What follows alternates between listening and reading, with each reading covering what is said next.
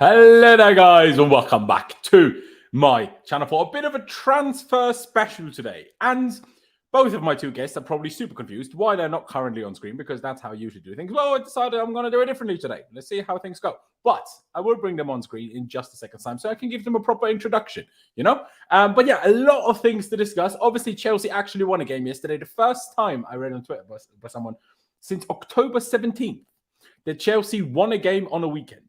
Obviously, we had the World Cup in between, and that is part of the reason. And the other game we won since the World Cup was on December 27th, which was a Tuesday. So the last time we won a game on a weekend was October 17th. How mad is that? So thank God we won a game and we could wake up on a Monday not feeling absolutely miserable. So, that is pretty nice. That is pretty nice. We've also signed Mykhailo Mudryk, which, well, Alex, I'm sure, will hopefully help us feel a little bit more excited than we maybe already do about the signing of him. And we're obviously linked to all sorts of other people. David Ornstein did also record a podcast or release a podcast today. So there's lots of news that we need to discuss, some small, some big, but in various different levels of importance. Ladies and gentlemen, if you haven't already, please do subscribe, hit that like button, and give it up for our wonderful friend called EuroExpert. Alex, thank you for joining us. I texted you that already earlier. Appreciate you coming on straight after work. Before I take it to Pys to get some Chelsea news in, I want to just get your somewhat outsider's perspective. What was your reaction when the news started to break Chelsea is whether it was Poland or Turkey? In the end, we knew Turkey, but initially the report was Poland. And we're kind of stealing Mudryk away from Arsenal. Were you thinking we are just mental? Were you thinking, what's the reaction of someone that doesn't support Chelsea when you see that? I still thought he was going to Arsenal. I thought he's going to make a last-minute decision just because of how much he has made it apparent he wanted to play for Arsenal. And it appears that Chelsea, and maybe Pars will talk about it as well, I think Ornstein was on the podcast, and on the way home I was just listening, that Chelsea's social media push before Mudryk actually signed, it's theorised that was to make sure he didn't have any last-minute changes of heart. But I will say, as a bit of a teaser, after doing more research into Mudryk and more about his personality and what's been happening in the past, I've changed my view on how much he actually wanted to play for Arsenal. So we'll definitely get into that later. Ooh, aren't we excited to find out about that? Let me bring in our other guest, CFCPys, as usual. Thank you for coming on, as always, mate. Well, a crazy day of news today. An even crazier day of news, obviously, Saturday, than the announcement mid-game. Still don't really understand about that. I just quickly want to get your thoughts on the game, because obviously you were not here yesterday. Good to get a win. Nothing special by any sense of the words. Kept bad to make some good saves. Squeezer made some good saves, to be fair. But still feels good to get a win nonetheless, doesn't it? Yeah, it feels great to get a win. I mean, I would have taken a 95th minute own goal winner yesterday, honestly. It was great to get a win. Yeah, I mean, it was nothing special. I mean, at halftime, it was 0-0. I kind of thought, with the way the game was going, that we'd kind of maybe had our chances and that Palace were going to win or it was going to be a draw. But no, I mean, we did create a fair bit, to be fair. I think Lewis Hall should have probably had about 3 professional goals for us now. If not 4, Yeah, he'll get his goal soon, hopefully. But yeah, the game was all right. Good header from Havertz. Few players played well. I liked Badiashile, which was good to see. I was very interested to see him. Thought he grew into the game really well, and yeah, it was all right. It was okay. It was nothing special, but we got a 1-0 win. You'd have to take it. Hey, a 1-0 win is better than no win. Where am I finding this? The one bit of news that I want to start with on today is maybe a little bit random, but I do just want to start with it because I do find it quite funny, because apparently we just signed all the Arsenal targets. So are you telling me we're getting Declan Rice? Because apparently all of a sudden Arsenal want Declan Rice. Now, not fully all of a sudden. We heard about this a couple of days, weeks, whatever it was ago. But what is the situation with midfielders? Now, we'll take it to Caicedo in just a second's time. But Pys, as of your level of information as of today, what are we doing? Because it is true that the people like Matt Law in particular, for the last 3 or 4 years, have been talking about how Declan Rice is basically a number 1 transfer target under Frank Lampard, under Thomas Tuchel, and apparently still now. But we still haven't signed him, though. And now it's apparently Declan Rice. Arsenal have him as their top target. Someone said it last week that we are not necessarily front runners for Declan Rice. So are we even getting Declan Rice? And if we're not getting Declan Rice, are we planning to potentially play Caicedo as the DM? Like, what was the plan? Do we know what the plan is at all? Well, I know they're very, very keen on signing Caicedo. As to where we play him, I'm not too sure, but yeah, I think it was about a week ago now. I think I was told that the only thing I've been told in this anything, to be fair, so far, is that we made like an inquiry to Brighton. I believe also McAllister was like we basically called them to ask like what sort of prices, that type of thing. But yeah, I think after that, I mean the Caicedo stuff has kind of just been growing and growing. I think. You know, Fabrizio. Did you find the Caicedo bit on your side? Oh, bro, there's been so much news, honestly. But yeah, Fabrizio said that he kind of, he's been kind of slowly name dropping him, and Matt Law's been mentioning him, the Athletic have been mentioning him. So whether or not it happens this month, I actually believe it will, because honestly, these owners are just getting every deal done apart from a backup right back at the moment. Like. Yeah, but anyone we seem to target, like we seem to get someone. Like if they want a striker, we'll get a striker. If we want a midfielder, we're going to get a midfielder. Like, we wanted Badiashile, we got Badiashile. Mudryk, we wanted a winger, we got Mudryk. Like, I believe Caicedo will happen. It will just depend on whether we can agree a fee or not. But if we can agree some add-ons, some good structure like we did with Mudryk, I'm more than open to it, because I believe he's a fantastic player. And I believe also Fabrizio said in his video that like Graham Potter sees like a big thing in like having a player that he knows during a tough time. So I believe this is someone that... What the Cucurella on the bench then? it was interesting just to see that. But yeah, I think this is someone that that could very likely come to Chelsea this month. It's weird because like all these big deals, you think like even Mudryk, like you remember our previous January windows, like nothing really ever happens in January windows, but Bowley's just treating every window like a summer window. Like he doesn't care about these big deals. He just goes in. They've obviously got money to spend right now, and they're just going to try and do it. So he's like, well, by the summer, none of these deals will look like big deals anyway, because we would have signed Mbappe for 500 million. I mean, honestly, there's been so much news lately, but I just expect it to grow even more. Like, we're not even what are we even. I mean, what is it? Like just over halfway through the month, so there's plenty of time as well, So, yeah. It is true. And, I'm not sure if you're going to be as honest as me, but I will be perfectly honest. I only actually figured out today that Moises Caicedo is only 21 years old. I thought he was like 24 or something. Which makes the whole, like, number one, how good he is, how good he's been already. In my head, a lot more impressive, because I'm like, well, if you're 23, 24, yeah, you're good, fair enough. But if you're doing all of this at 20...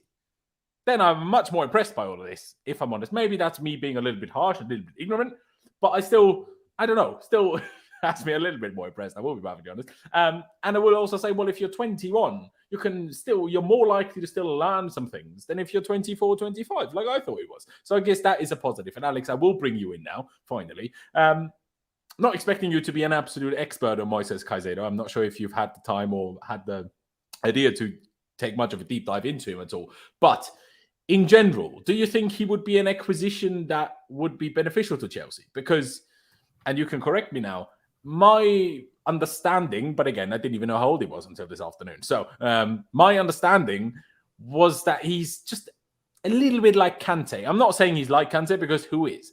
But in terms of he's going to be the guy that runs a lot, he's going to be the guy that wins the ball back, he's going to be a guy that drives the ball up the pitch, but he's not necessarily going to fix our creative issues from midfield. Which then leads me to think, okay, but he's still not a DM though, as far as I'm aware. So by that logic then, we still need a DM, but if he's then one of our other midfielders in a hypothetical 4-3-3, then who does still the creative bit?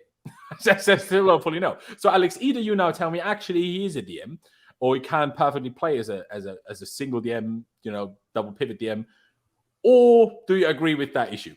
That if we get him and then we still need a DM and then we still have the creative issue. Or I tell you, actually, possibly his biggest... Or is he creative, maybe?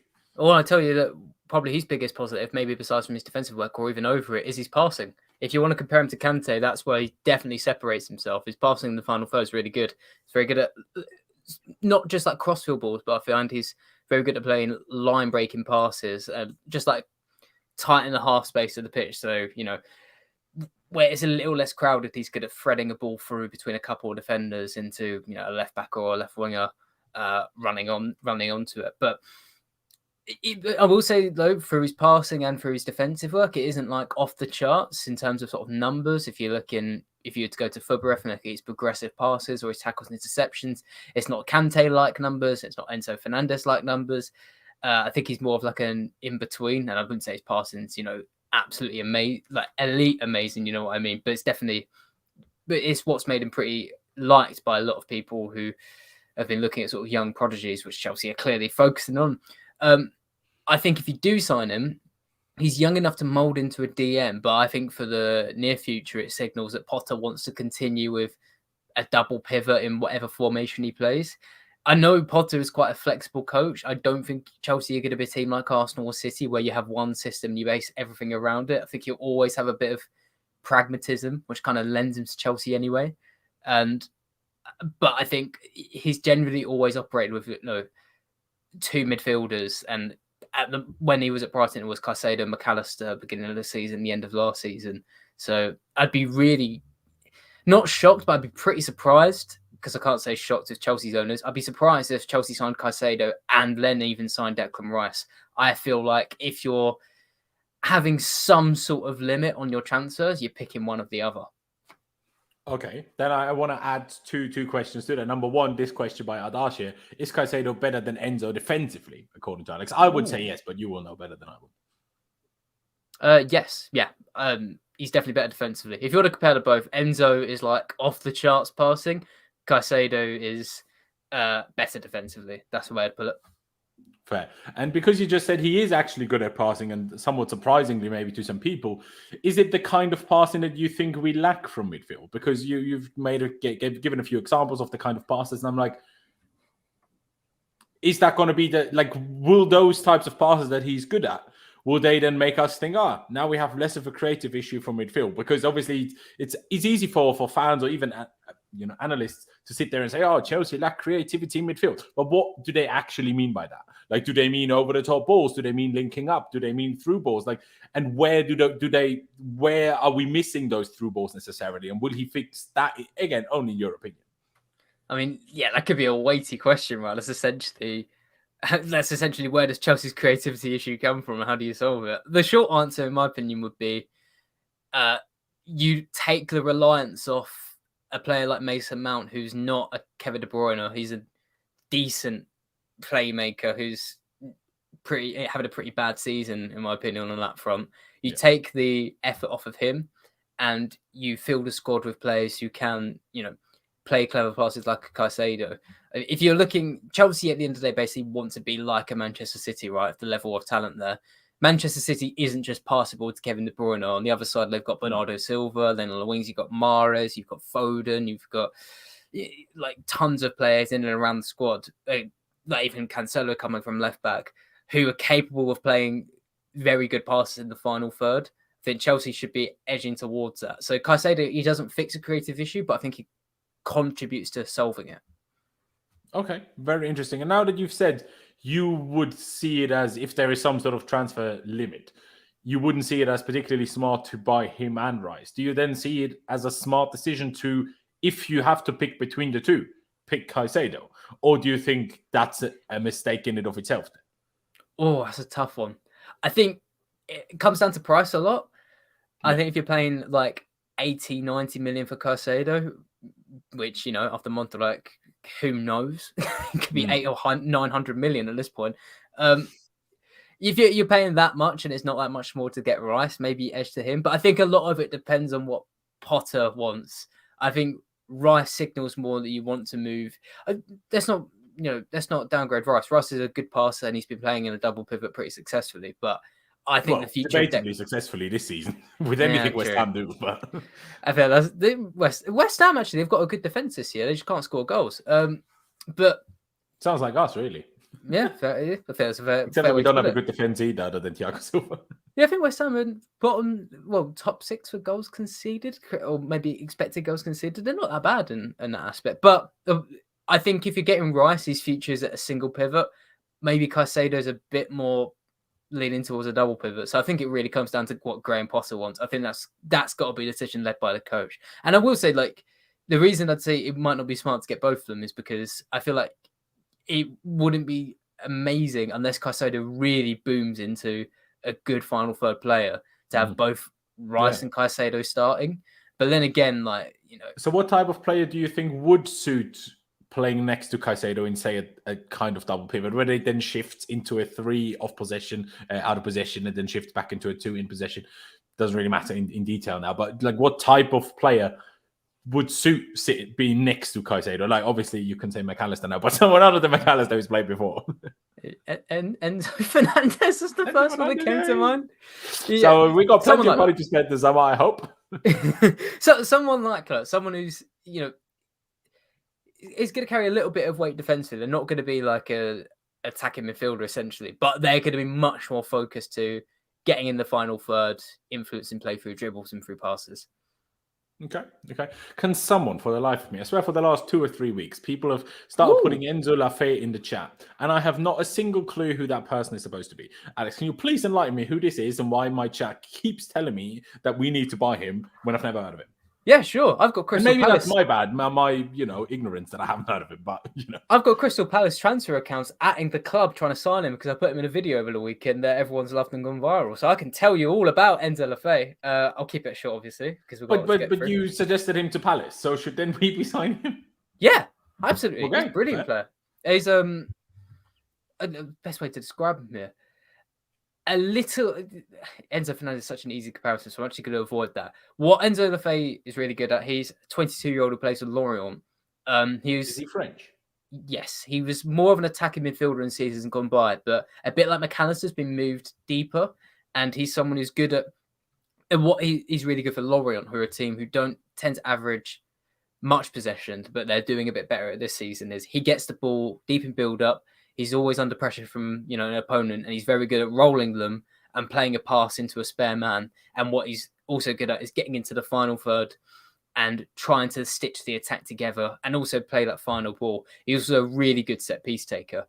And that name is one you probably need to get used to, in my opinion. I think he'll be going to quite a big club very soon. He's ticking off lots of sort of underlying metrics as sort of stats. Well, maybe we should go after him then. Yeah, I'd say that'd be a really smart move from the get-go, but maybe we should just get him anyway. He'd be very. The reason I suggested him to Palace is because he's only got 7 goals and assists this season for a weaker team. I feel like that's going to avoid big 30-40 million pound asking prices. So I think like Palace have a good window for him. But I think any club has a good window for him. I reckon Palace to sign Gallagher, bro.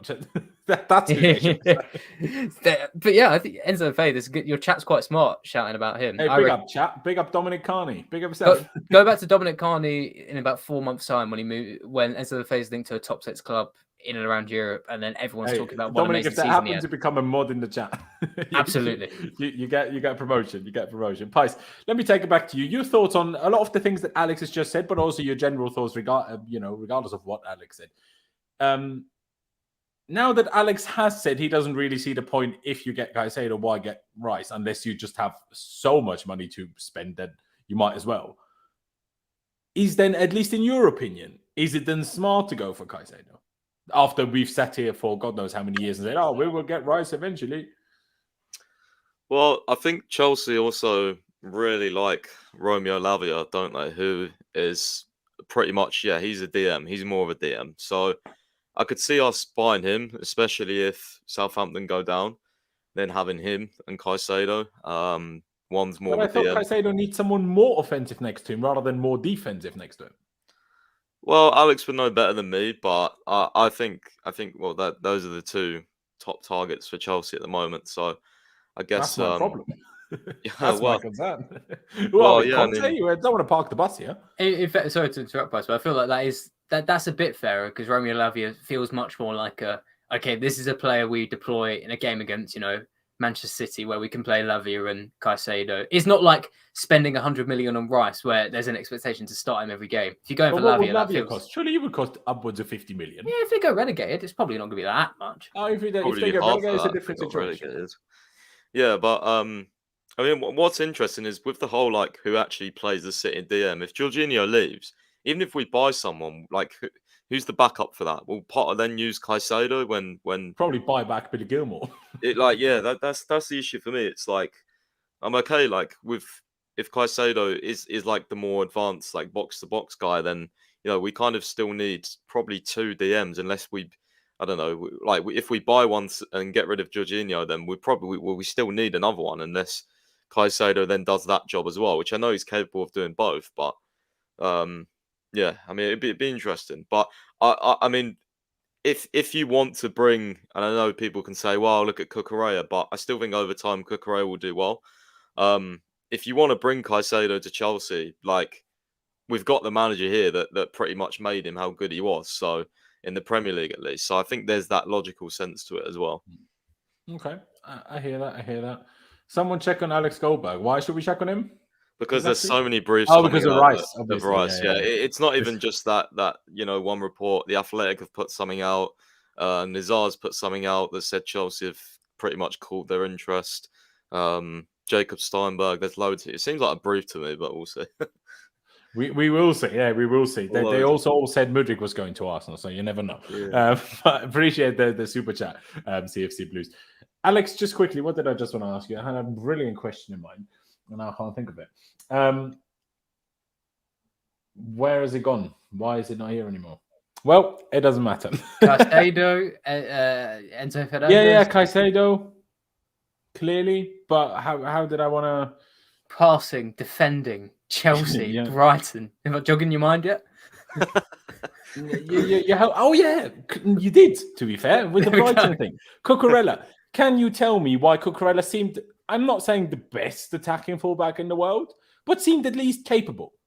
While at Chelsea so far, number one, that might be tactical instruction, but still, he doesn't even get forward. And when he is forward, he doesn't seem particularly great at crossing. He doesn't seem particularly great at decision-making. He doesn't seem particularly great at dribbling. So why was he half decent at it or decent at it at Brighton and now he's getting capable of it? Is it just bad form or getting settled or, I'm going to check his stats from last season just to back up what I was about to say. But, I mean, his crossing's generally always been a strength. So, and maybe in decision-making as well, he was kind of upping the tempo at Brighton. So that spells a lot of confidence. But I feel like in terms of like his actual attacking output, I just saw a stat from was it last year or maybe the year before, where he was like compared to Chelsea fullbacks and Man City fullbacks because obviously they both had interest in him, and then he was compared to Alonso and Chilwell and all of these guys, and he was not the best of all of them in everything, but he was in the top 2 or 3 in every. Was he higher in the attacking stats that time? Yeah, like he had good dribbling success. He had good crossing success. Yeah, he was playing left wing. He wasn't playing. He wasn't playing. That was at Getafe 2 seasons ago. No, it was at Brighton. It was Brighton. Oh, it was at Brighton. Okay, fair enough. He had a Brighton shirt on the flipping picture, so I flipping assume it was Brighton. I was going to say, well, at Getafe, before he joined Brighton, he was at Getafe and he was playing left mid in a 4-4-2, and then he even more questionable why he doesn't attack more then. Well, this is my point. At Getafe, he didn't have the highest attacking numbers, in my opinion, like from what I remember. And at Brighton, he only got 1 goal and assist last year. It wasn't like a João Cancelo or anything like that, where he's constantly like getting assists. I know Brighton had an attacking problem, but this is my problem with the move, if I remember rightly, this summer, where like you spent a lot of money on someone who's not necessarily put up really like Reece James numbers from left back. So I think to expect it from him, like that's nothing bad on the fans, but no. You can't expect what Reece James does, but yeah, it's to at least go there. Like I feel like he always just stays back. Again, might be tactical, but unless he's really bad at it, why would that be the tactical decision? Yeah, I think there's probably a lot of confidence. So it's fair to judge him like maybe this time next year, but it's important to remember I don't think he put up Reece James numbers. He didn't put up Reece James numbers last season. I don't think he was like amazing attacking wise at Getafe. I think they got relegated that season, or they're close to relegated. I hope I'm getting the club right as well. It was a team in Spain, but yeah, maybe he's not going to ever be that player for Chelsea where he's just getting loads of goals and assists. No, for the team. It needs to be a bit better than he is now. Let me look at what he did in La Liga. By Lewis Hall, who can't, in his final season in La Liga. By the way, we probably miss it at this point. So, okay, this is quite telling as well. So, yeah, let's say at Getafe, he definitely played more as a left mid and a left wing. Like, he wasn't cutting his under or anything. He was basically all down the left channel, and he got 3 goals and 2 assists. So, like it might actually genuinely be fair to say he's never going to get like 10, 15 goals and assists in a season. It's probably not his game. Again, mate, it does make me question, like, why was he picked out of all the players that we could have had? But I mean, I guess with Tuchel, there was a little bit more logic because the back three would be more common, and I guess he can play a left centre back. But do you want a 5'8" left centre back? Is that what you want? I don't know. Yeah, this is definitely the thing. Like, it's what when we discuss Mudryk, right? It's important to always, like, at the time, say it's an overpay because. Like if you got Zakaria in for like 20, 30 million, then you'd be like, oh, cool, which is probably what he was worth. Like, this is a decent left back, provides a lot of energy, he's all right. You know, he's not perfect yet, but it's because you spent so much money on him. It's like he should be, for that outlay, it should be like, right, where are your numbers? Where is your output? Why am I seeing issues with you on the pitch? And it's just because you made a big overpay by about 20, 30 million quid. Fortunately, is what we do. Fortunately, is what we do. At least it seems like currently Levi Colwill is at least benefiting from the whole thing. For us overpaying even extra. Ronnie, I mean, I don't know anything about it. Don't know if Pys does, but I don't think the public is aware of this. But maybe it will happen. You know, we're apparently reviewing the medical staff, so who knows? Pys, shall we move on to some little bit of other news before we get into Mudryk? What is the next big thing? Well, obviously Newcastle apparently want all our players. They want Conor, Gallagher, Loftus-Cheek, and Hakim Ziyech. Half of them on loan. But apparently Potter doesn't want Gallagher and Loftus-Cheek go due to injury problems. But I swear we have way less injuries in midfield than we have in attack, currently at least. So that's a fun average range. Unless Ruben is still supposed to be right wing back backup. But thoughts on that? Obviously, you added it down here as well. Must cut 2 non-homegrown players before next month's tie against Borussia Dortmund, following arrivals, and that's before we have potentially even more arrivals. So we do need to do something about it, right, Pys? Yeah, I think Ziyech might be lying. Like, I know, like, we know he's gonna.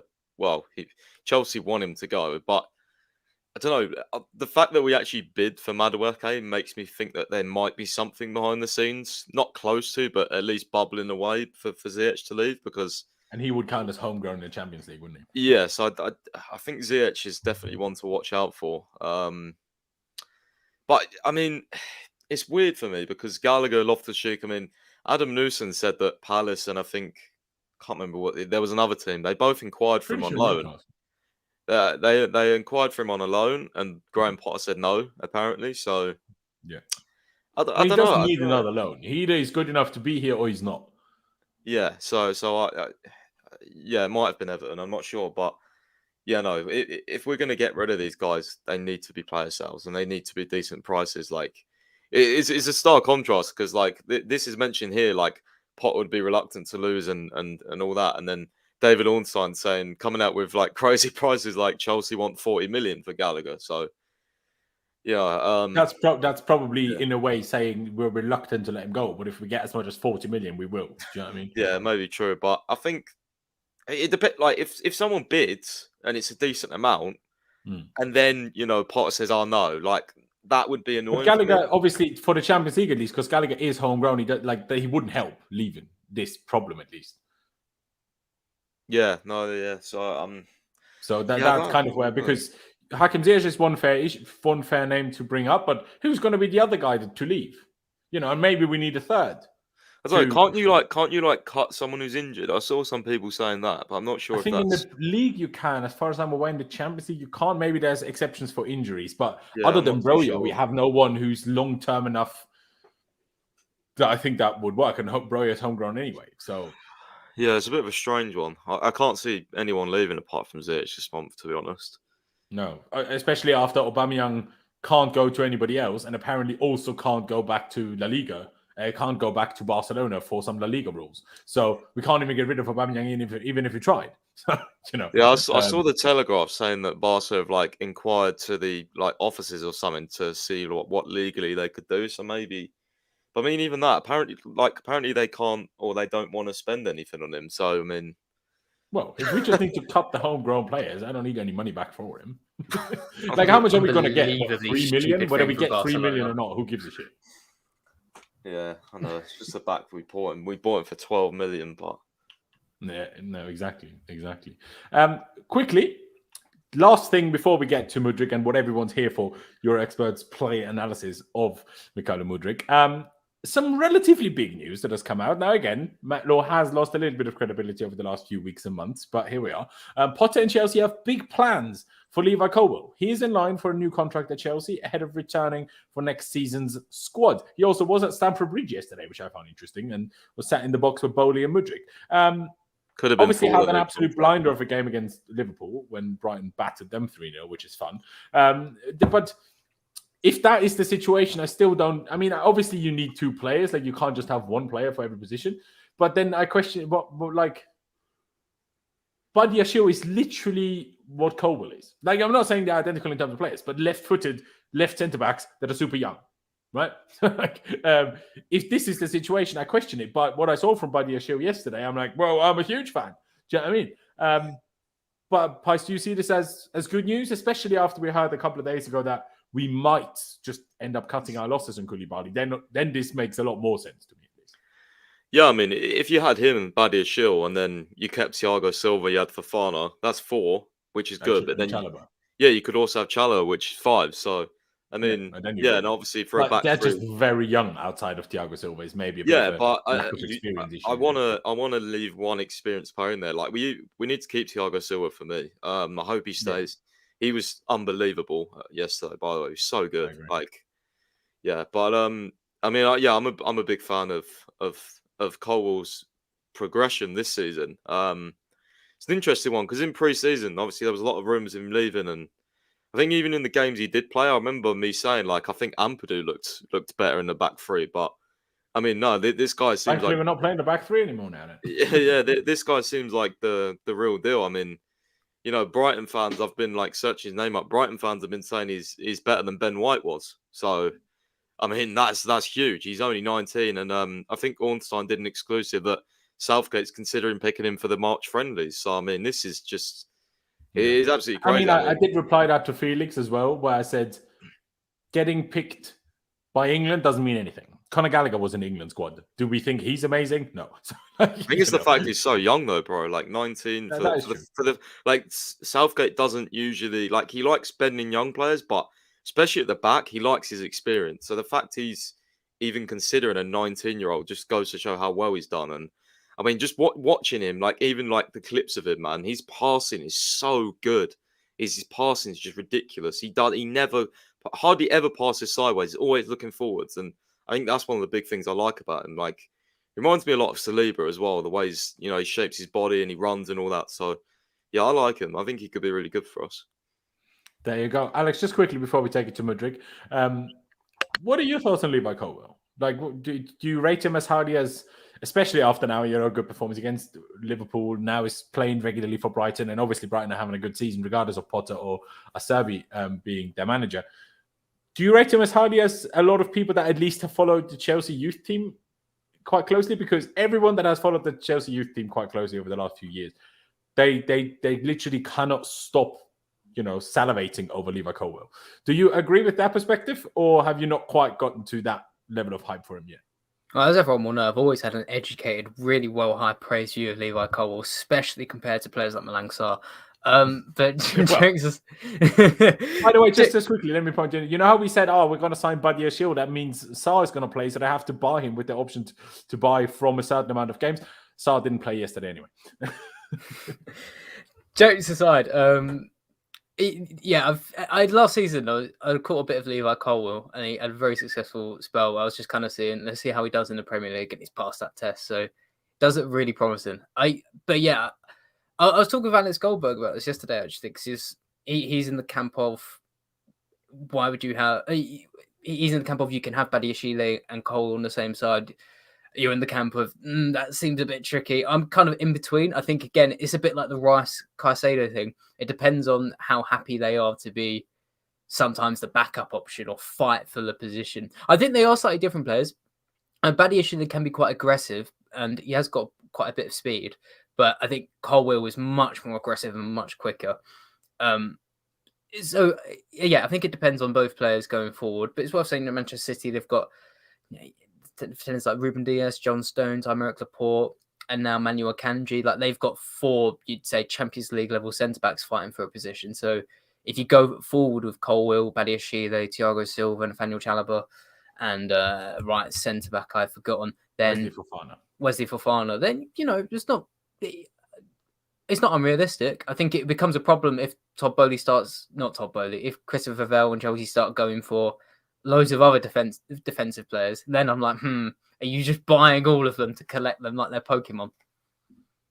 Yeah, well, I guess so. I mean, I definitely hear that. It's just, I mean, it's City's example is a fair example by yourself, to be fair. I just like, in an ideal world, you'd have two good players for that position, one a bit older, one a bit younger. If they're both young, then they know for a fact it's going to be me or him.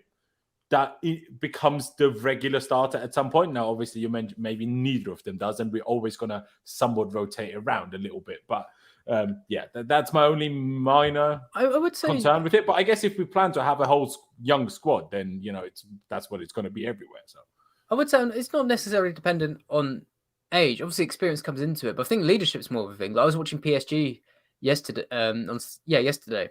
and like Mbappe is very clearly he doesn't wear the armband, but he's very clearly the captain and the leader, and it's not just because he's best player in the world.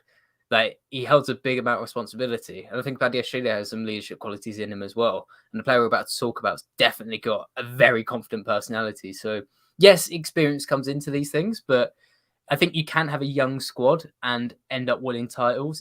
You just need the right type of people in the team, and I think you just have to look at Arsenal and look at someone like William Saliba, and you can kind of see that happening. Saliba's been effortless this season, and how old is he? 21, and he was effortless for Marseille last season as well. Like, it's not always.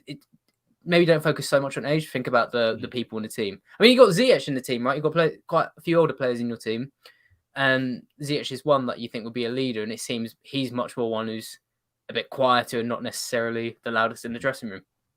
Yeah, no, absolutely. I think for leadership, you make a very good point. I think you don't necessarily need to be older. I think it maybe depends on the squad a little bit. If you have the right players in the squad that will accept leadership by younger players, if you have more old school people sitting around that are like, you're younger than me, you don't have anything to say to me type thing, there's going to be those people. Obviously less and less as we move on. But yeah, here we go. As we go into Mykhailo Mudryk, and we give the stage to Alex in just a second, I do want to add this. Now, I know I called him the 100 million euro man in the title as well, but that's because it's the title. Do you know what I mean? And that's also why every journalist says 100 million, 100 million, 100 million, or 88.5 million, which, by the way, it isn't even. It's 88.3, but then they decide to round up to 88.5, which I don't understand, but sure. As I said in my tweet, which some of you might have seen, and as I've said on multiple streams, people need to stop thinking of him as he cost us 100 million and that's what we're paying right now and are we insane? And comparing it, why would we spend it on him and not Enzo? Like, these are the add-ons. Winning the Premier League, winning the Champions League, amount of appearances. Like, they're not just going to, number one, be hit soon, and number two, are they ever going to be hit? Do you know what I mean? In an ideal world for Chelsea fans, sure, yes, but there's no guarantee for that. And if we do, then we're probably not going to be complaining about having signed Mudryk if we win the Premier League, if we win the Champions League. Do you know what I mean? So, yeah, he cost us 62 million pounds, 70 million euros with add-ons that may or may not ever activate. But Alex, I'll just give it to you. Mykhailo Mudryk, what do we think? Take the price aside. Someone has mentioned it earlier, T-Spot here. Mudryk has 73 appearances and 12 goals in all appearances for club and country. Is that enough to fire up the average fan? One thing I do want to add to this, you've got to consider that he's 22. So a lot of these appearance numbers are going to be was even younger as a substitute as well. They didn't necessarily always start every game. So then obviously the appearance to goals ratio will obviously change if you have some sub appearances or if you don't. But in general, it's still a reasonable question to make. 12 goals in 73 appearances doesn't sound amazing, even though this season's stats are good. What was it in the league? Like 12 games, 6 goals, 5 assists or whatever. And that's in the league. In the Champions League, it's like 3 goals, 2 assists in 6 games. So this season is good. But in the grand scheme of things, what would be your response to T-Spot be? I mean, usually when I come on here to talk about players, like Shalfie this a couple of days ago, I start by talking about on the pitch. But I think with Mudryk, you're not just buying into a player here, you're buying into a person. So let's take you back to 2021.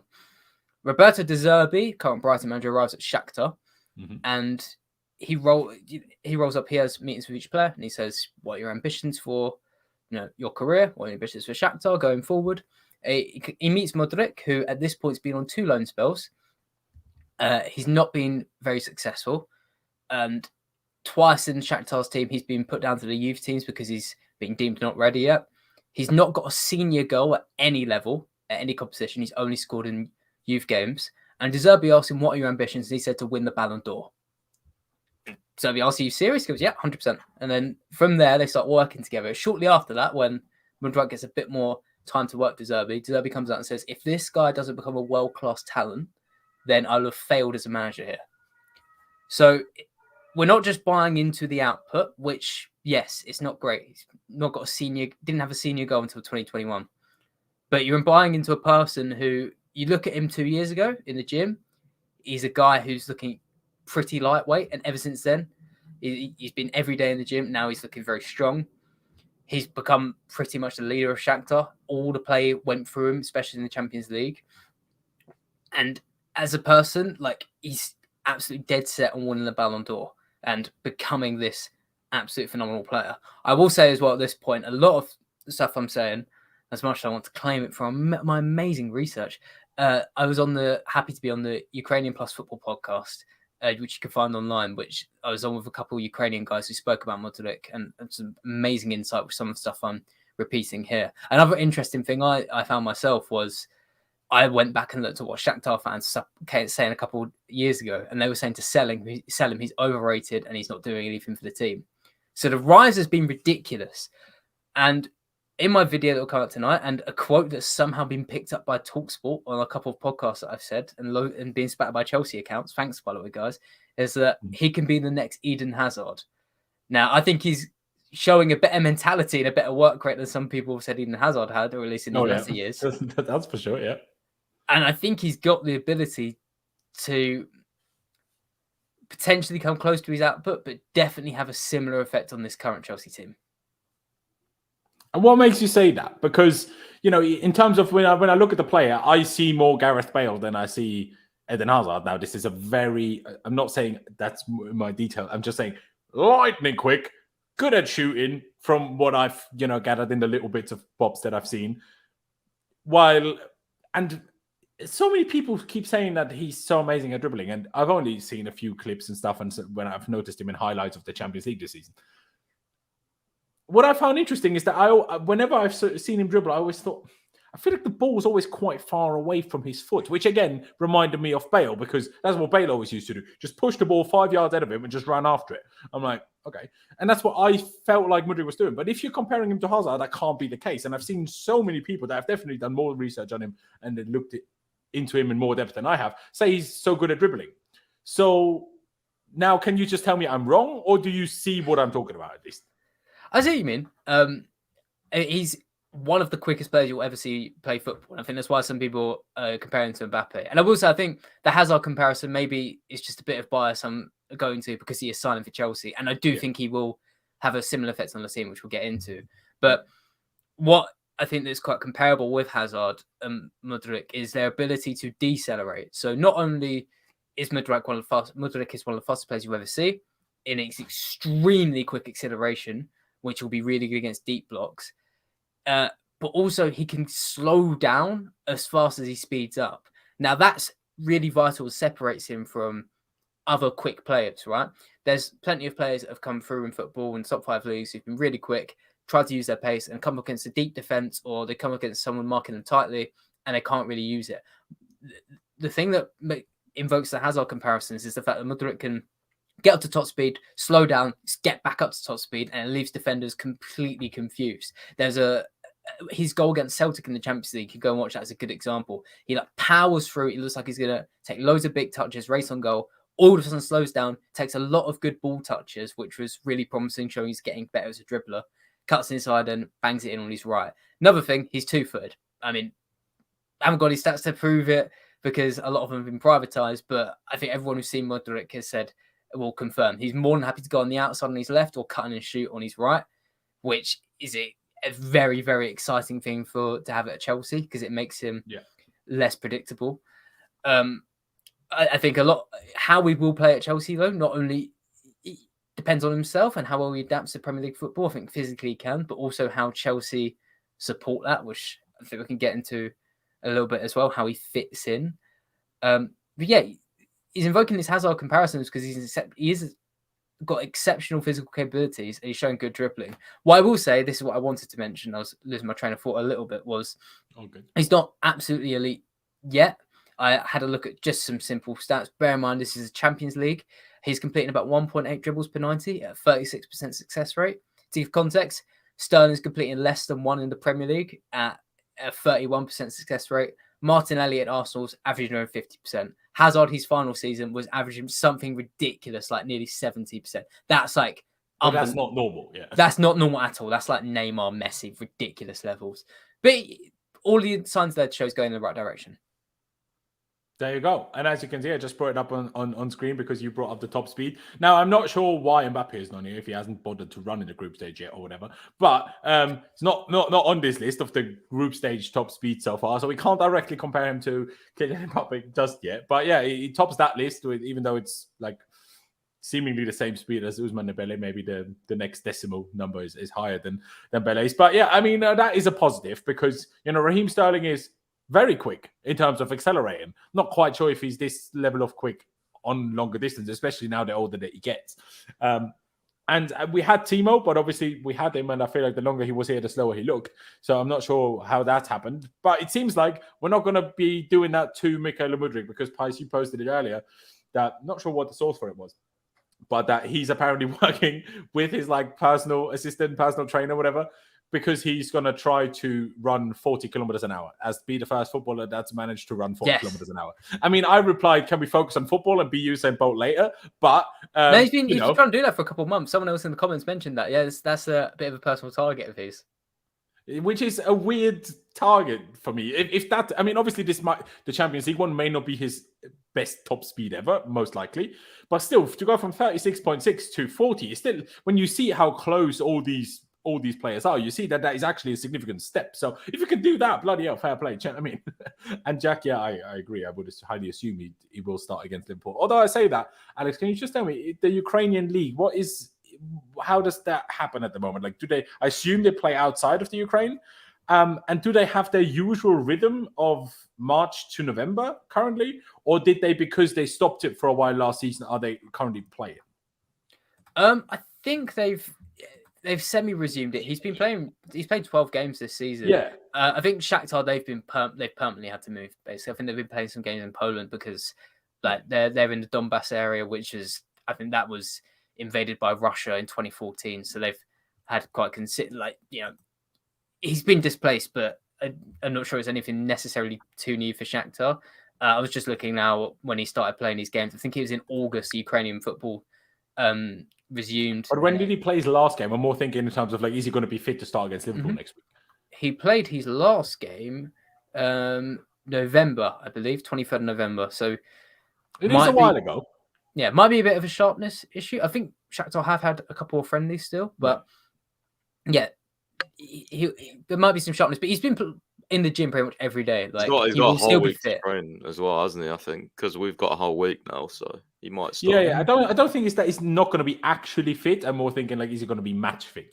When a player comes back from injury, they're fit again, but they're not match fit because they missed so much. Or when the season finishes, they go on holiday, and then you have pre-season to get match fitness back, and that's when you play all the friendlies to be fully ready by the time you get to the season. Now, not Chelsea last summer because we did a pre-season and none of our players became match fit, but that is a whole separate issue. But yeah, I do want to quickly touch on the whole other things in terms of that.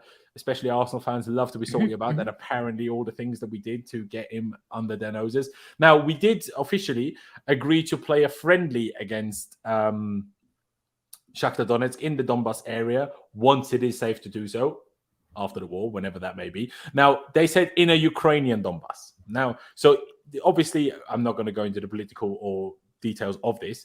Who knows if there will be a Ukrainian Donbass? So I'm not sure what happens if that doesn't exist. If that becomes Russian Donbass, well, who knows how this is all going to go? Are we then going to play a friendly other way, somewhere else, or are we going to then not play? I don't know, but not sure how anyone complains about us doing a charity match for a war-torn country and region. But sure, complain if you want. And then Pies, I'll just bring you in quickly. Do we know anything about how much he's going to be earning? Because apparently, and I saw Rob, the journalist, say that Ukrainian news have said he's going to be on £127,000 a week. Some outlets have said that he's going to be on £150,000 a week. And Arsenal fans like to tell us that we're offering him 3 times more than they did. Did they actually offer him 50k a week, but offered Shakhtar 95 million? Arsenal fans are convinced we paid £100 million, bro. So I wouldn't listen to them. Yeah. No, I've actually not seen anything on the wages. So yeah, no, there's been no reports as far as I'm concerned that I've seen or heard anything yet. There's been nothing for me. So not too sure when or if that'll actually get confirmed or leaked or whatever. There you go. Well, Alex, I will just honestly, you don't even need me to lead it. You can just, lead whatever you have to say about Mudryk the way you want to. But no, you've already told me that. I will ask you, Alex, but basically, I'm not going to make you look silly. He's just telling me how to do my job, basically. So he said, definitely ask me about if he so badly wanted to go to Arsenal. Got a good answer to that. Well, Alex, did he so badly want to go to Arsenal? Listen, I didn't want it to go on this. I didn't want it to go on this. I feel like that's an interesting thing because I think a common issue that will be brought up with this, especially Arsenal fans, will be that he will want to go back to Arsenal because he so badly wants to play for them. Like, pretty much a fan of the club, right? He's been putting hints on social media, turning into full-blown love posts for the past 2 months. But I've got 2 things to go to that. Go back to the summer, type in Mudryk and Brentford. Have a look how much he's posting about going to them, okay? It's not quite the same because there wasn't as much build-up. But again, he's putting loads of hints out, liking posts, going to Brentford, etc., right? Now, this is more of a backed-up theory, in my opinion. I don't think Mudryk wanted to go to Arsenal because he thinks that's the best club in the world. He must spend 10 years there. I think he wanted to go to Arsenal because it was his best shot at getting out of Ukrainian football. For the past 6 months... I said this weeks ago, bro. Thank you so much. And even Ornstein said as well, his priority was the Premier League. Everyone said, he's talking for Arsenal. I said, if you were in the Ukrainian league, would you not be talking for Arsenal? There was no other club in for him, for God's sake. For the past 6 months, right, every ex-Shakhtar legend has come out and said... Stop! Let's not hold Mudryk hostage at the club, right? One of the first questions to a couple of Ukrainian journalists was, "Are you Shakhtar fans pissed off?" Because let's face it, Mudryk has made it pretty plainly clear he does not want to play for that football club. And a month later, and he said no. He said the opposite. He said no. All the fans are saying, let's set him out. He deserves to move. Let's let the door open for him. Let's get him to the Premier League. So I think he looked at Arsenal, saw that was the best shot. He saw Chelsea's chasing Enzo Fernandez. Thought, is this money really is this money backed up? They really want me in? And as soon as that weight was put in, I think that's what changed his mind. I don't think there's going to be a time where he goes, I want to go back to Arsenal now. Arsenal's the workplace I really want to be. It's not going to be a Lukaku Inter situation. I think he just wanted to get out of Ukrainian football, like Pi said, and Chelsea happened to be the place that he'd. And I mean, Shevchenko played for us, not Arsenal. So surely, if anything, the fact that he's Ukrainian should make him more likely to have known about Chelsea as a kid than he did about Arsenal, right? I mean, does anyone know who he supported as a kid? I don't know. If his ambition wasn't to play for Arsenal. His ambition is to win the Ballon d'Or. He's going to do that in the Premier League. That's where he's gone. Yeah. I mean, it would be quite nice if he won the Ballon d'Or with us. That would mean we're quite good. But, let's say for the time being, I have my doubts about that. Both him winning the Ballon d'Or and us being here when anyone wins the Ballon d'Or. But that's a situation for later. Alex, what do you want to go into next? In terms of how he fits, what do you think would lead on to next the best? Yeah, let's go into how he fits. I think an important thing we should talk about, actually, or might be a nice little side bit, is how he fits in at Chelsea and how well he does might depend as much on Ben Chilwell and Mark Cucurella and what they do for him. Or Lewis Hall. And when I say that, you might think of them overlapping, right? These fullbacks providing support. I'm actually going to say the opposite. And this was touched on by a good account called Pythagoras and Boots, like a tactical and stats-based account. And they mentioned that Shakhtar's left back, so it was a series of them over the past 18 months. What they did very well was recognise when Mudryk didn't want an overlap. He wanted that left-hand side to be free because, as we've touched on, maybe not put enough weight on it, Mudryk is very good on his left foot as much as he's good on his right. Now, if you have a left wing back or left back pushing into the space, I'm going to put it here, pushing into the space that he wants to go in, then it makes him more predictable. He's obviously going to cut inside, so the defenders know what they're going to do. Leaving that space empty, what Ben Chilwell and Cucurella need to know how to do, or need to show they can do, will make sure that the defender is going to be, 50-50 on where Mudryk actually wants to end up. So we'll go on the left, or does he want to go on the right, to go inside or outside? So I think that's going to be an important part of how he fits in at Chelsea. If you can nail that, I think the rest... He just wants the whole left on his own. It's basically not always. Obviously, he's going to need to... Yeah, he's going to need to support at times, but player 4 can't always be... Player 4, Chelsea legend. He can't always be pushing into that, space around the left corner, right? Because otherwise it forces Mudryk inside, makes you more predictable, and it takes away one of his biggest strengths. Alex, isn't he also really good at tracking back? I heard someone say that. Yeah, I think he's pretty good at defensively. I had numbers on that. It's gone from my head that day. Apparently, he's like his work ethic is like mental in terms of tracking back as well. I saw some Ukrainian guys say that, so I hope that's true because that just adds like another. And I mean, if he has that attitude at Shakhtar, surely he will here. Yeah. I think that's also coming from his work ethic in general. Like his work ethic is absolutely off the charts. And Shakhtar, like it's worth saying, they don't play necessarily a 4-3-3 in the Champions League as well. They play more of a 4-1-4-1. So Mudryk was meant to be a bit more reserved. He was meant to track back quite a bit more often. So, and he's pretty physical. So I think he can barge players off the ball. It might help him look like he's doing a lot of defensive work when he's winning the tackles and getting stuck in a bit more. Yeah, there you go. But when you say how he fits in, and you just mentioned Ben Chilwell there, with Cucurella, what you just explained makes all the sense in the world. Cucurella, like we just touched on earlier, he doesn't get forward anyway, at least currently. Ben Chilwell's biggest strengths, if anything, lie in going forward, in getting goals, in being really good at shooting, like volleys and chances that Lewis Hall has missed recently. Ben Chilwell scores every single one of them. Not that he's bad defensively. I'm not trying to slag Ben Chilwell off here. When he's fit, he's a very good player. But how do you combine that situation if that's what Mudryk wants, but you have a left back behind him who wants to get forward? Then what do you do? That's a fun one. I think it's going to be a matter of timing, right? It's going to be recognising when Mudryk is... He's not sizing up his options. He's out of options and waiting for support. But yeah, you're right. Ben Chilwell is someone, especially when you play at left wing back, specialised in getting to the far post. So it might be more of a case of getting forward when the ball's actually on the other side, on the right flank. That might be when he gets forward more. But then I guess Mudryk can come more central to be an option in more central areas for a cross, and Chilwell can cover the far side, I suppose.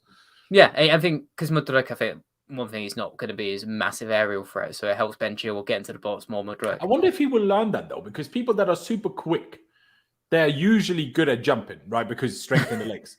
So like, shouldn't he maybe eventually? Like, obviously he's very young now, but wouldn't you? Because surely he would have a leap just for being as fast as he is and have legs the way that his are. Surely he would have a leap. So if he then can somehow learn heading the ball, surely it could be quite a. It's bloody idol as Cristiano Ronaldo. Do you know what I mean? Yeah, like I mentioned, he's quite physical. So you're kind of right. I think might be actually be something to keep an eye on. I mean, as a side note, the one thing you'd really be hoping for at Chelsea is this doesn't mean that his muscles get knackered by the time he's 25. Like such a fast, explosive player who relies on it. Like there's a way it could go. It means an 8.5-year contract. So yeah, we do have to. Yeah, you need to make sure those 8 years are largely injury free. Otherwise, you might be running into some issues. Yeah, there you go. I mean, maybe we should touch on that anyway quickly before we take it back to Alex in terms of, Mudryk in more detail. Guys, I think a lot of people have made a big deal out of these 8.5 years. It seems a little bit of a debatable or debated length anyway, because obviously Fabrizio Romano kept going on about deal till 2030, and then Chelsea, when they announced it yesterday, said 8.5 years, which would make it 2031. So is it like 7.5 with an option for another, and Chelsea just wrote down 8.5, or is it flat out 8.5? But just to clarify, and you can answer that in a second, just to clarify to people, the reason we give these long contracts, again, not that we haven't said it before, but the reason we give these long contracts, that's why we can spend as much as we do, because we give out these long contracts. Now, you can debate whether that's smart or not smart. We have had Drinkwater who was stuck on our books until his contract ran out because we didn't find anybody to sell him to. A similar situation with Timur Bakayoko at the moment, who we just basically are waiting until his contract runs out. So he's finally off our books in every sense of the word. But you obviously, I guess there is one thing to think about. if you sign the right players, those things are never going to become an issue. Either they're going to be so good that you want them here for that whole time anyway, or some club will buy them off you before it, no problem. So I guess then it doesn't become a problem. But first and foremost, we're doing this for can't say that word. Amortization. Flip's sake, man. What is wrong with me? And financial fair play, yeah, you split up the fee, whatever you pay on the books, you have like part of it per year, like an eighth of it per year. But Pys, is it at all a concern to you, the whole, contract length? I mean, obviously he's not the first one we've given one that long, a long contract to, but he's the first one that's got an 8-year one. So, and obviously the question of, is it an option or is it actually 8 years? So it's 7.5 with an option to extend for a further year. But I mean, there's two ways you can look at it. Either he does really, really well, and it gives us protection from any bids coming in from another club, like a Real Madrid or something, or he does bad and he's stuck on a long contract, and that's the risk you take. So, I mean, it's more about getting the recruitment decisions absolutely spot on, because I mean, yeah, if you have a player, no matter how talented they are, and they don't do well for the first 2 seasons, but you've still got them on what, a 6.5 year contract? 6.5 year contract after, yeah. So yeah, it's two ways you can look at it. Like, I remember we give Kepa such a long contract, didn't we? We give him a 7-year contract or something, and then I remember when he wasn't doing well, a lot of the journalists at the time were saying, well, he's still on such a long contract and all that. So I think it's about making sure you land the right players when you do give these long contracts to. And unfortunately, there's always going to be an element of risk to that, because you don't know how well they're going to do in the Premier League. So yeah, I mean, that's not even because he's from the Ukrainian league, or that's not even because he's young. We signed Lukaku from Inter Milan and he was awful. So like, it's not just young players and players from off leagues that, I call it off league because of FIFA, sorry, that have a risk of not doing well. There is never a guarantee for, no matter who you sign, that they're going to be perfect for you. Alex, from your perspective, are these contract lengths that we're doing a little bit mental, or are you like, well, if it helps you buy more players and you have to do a rebuild, then do what you got to do to make it happen quicker, I guess? I think it's definitely a risk. But it's a risk that could pay off very well, as Pys has kind of outlined. You could sign a Mudryk. I'm not sure what Nkunku signing for, but you could sign these young players on long contracts, and yeah, like I said, it staves off interest from other clubs. It helps you build a proper dynasty, and you don't have to get into the business renegotiating. I think as well, like if you're signing these players on decent salaries, it makes it a bit easier to renegotiate as well. Like you don't have a Rudiger where he's asking for however much it was, and if you didn't pay up, then he's leaving at the end of the season. Like, it gives you a bit more room. Maybe that's why the Bowley and Co are doing it, because they obviously came in at the end of this whole fiasco with Rudiger and Christensen, so they're like, well, that's not happening here, so we're giving them all 7-8 year contracts. I think he does. I think Bowley does this as well. I don't know the American team or even sport he owns, but I'm pretty sure he does LA Dodgers. Yeah, I think he does a similar practice there. Yeah, but the downside is, like, I remember listening to a Stats Bomb conference a couple months back. They're the people who basically give you all the stats that you like to quote on Twitter, including myself. And they said they had a couple of sporting directors like Victor Orta, I think, from Leeds. And they basically agreed that 50% of transfers fail for whatever reason. And it's very hard to, it's all about just getting that success rate up, but you're not going to hit every transfer. So if a Mudryk doesn't land, then yeah, you've got him for quite a long time, and that's quite a lot of loan moves, I imagine, to different places around Europe. But I'd say, this is a bit of scaremongering from us. Like, the signs aren't pointing towards a conclusion like that, but it's worth bearing in mind. Yeah, no, that is fair. Alex, how do you want to continue talking about Mudryk? Like, is it enough in terms of, shall I take the lineup back off the screen? Is there anything else you would like to add, and how do we fit him in? I just put a 4-2-3-1 because after what you said earlier, Potter likes two midfielders. It seems like with, Nkunku, potentially João Felix, we still have Havertz. Let's see if we get rid of him or not. According to David Ornstein, we see Kai Havertz as a 10, even though we've played him as a striker for 2 years now. So that's interesting. But sure. So that's why I left it as that for now. But anything you need with that, or shall we move on to? Well, I'll just say that Mudryk, you could use your lineup. I don't know if you can add opposition players, but what I'd say with Mudryk is that going back to what I started the episode with, was comparing him to Eden Hazard and why I think he has the effect. And that's because it's something me and you've discussed behind the camera, Laurenz, and on WhatsApp as well, that since Eden Hazard left, you've not had a player who can cut apart a deep defensive block, either through passing or especially through dribbling and going direct. Like, you haven't had a player since he left. And in fact, you've only ever had one player since who's managed 20 goals and assists in a single Premier League season, and that was Mason Mount last year. Now, is Mudryk going to get 20 goals and assists next season? Maybe. But what I think is the most important thing he adds is that when he's in the final third, he's going to be taking a man on and usually taking that guy out of the defense. And also, let's say teams are prepared for that and go, okay, we're going to double up on Mudryk, then that's two players who are out of that block trying to follow him, which creates space for other Chelsea players. And this is what I have been banging on about. I feel like a broken record for it. I feel bad for any people watching who've heard me say it before, that this is what Chelsea absolutely lack. When you're playing a Fulham, when you're playing like a Bournemouth or any team who are just sitting defensively, they've got their defence and they don't have to move it because Chelsea are just passing side to side to side, and they haven't got anyone who can take anyone on. They're not scared of any individual that they have to like double up on, dribble up on. So there's always going to be they're not going to open up spaces to exploit. Is what you're saying. Absolutely that. Mudryk has got the confidence to take people on, as long as that doesn't get nudged out of his game, as long as he keeps up his dribble attempts and dribble volume, then you're going to have a big change on that left-hand side. I will say, like, I thought Sterling could have this effect. Obviously, that hasn't gone well. So, taper this big expectation with that, bad conclusion, or at least underwhelming conclusion so far. But I really think Mudryk can be that Hazard effect on that left, taking players out of the defence, and whether it's for himself or indirectly, creating goals for the rest of Chelsea, and you'll see those numbers tick all the way up. Well, wouldn't we love to see that? One question that I have, because I haven't really seen many people talk about it. Can he cross at all? Yeah. You say he's two-footed, so that would lead me to think he can, but... Because of how quick he is, he's very good at getting to the byline before the defender can even keep up. So I think he's the different crosses he puts in. I think that kind of, I haven't got any like specific detail on that. I think it does vary between sort of cutbacks, chips, etc.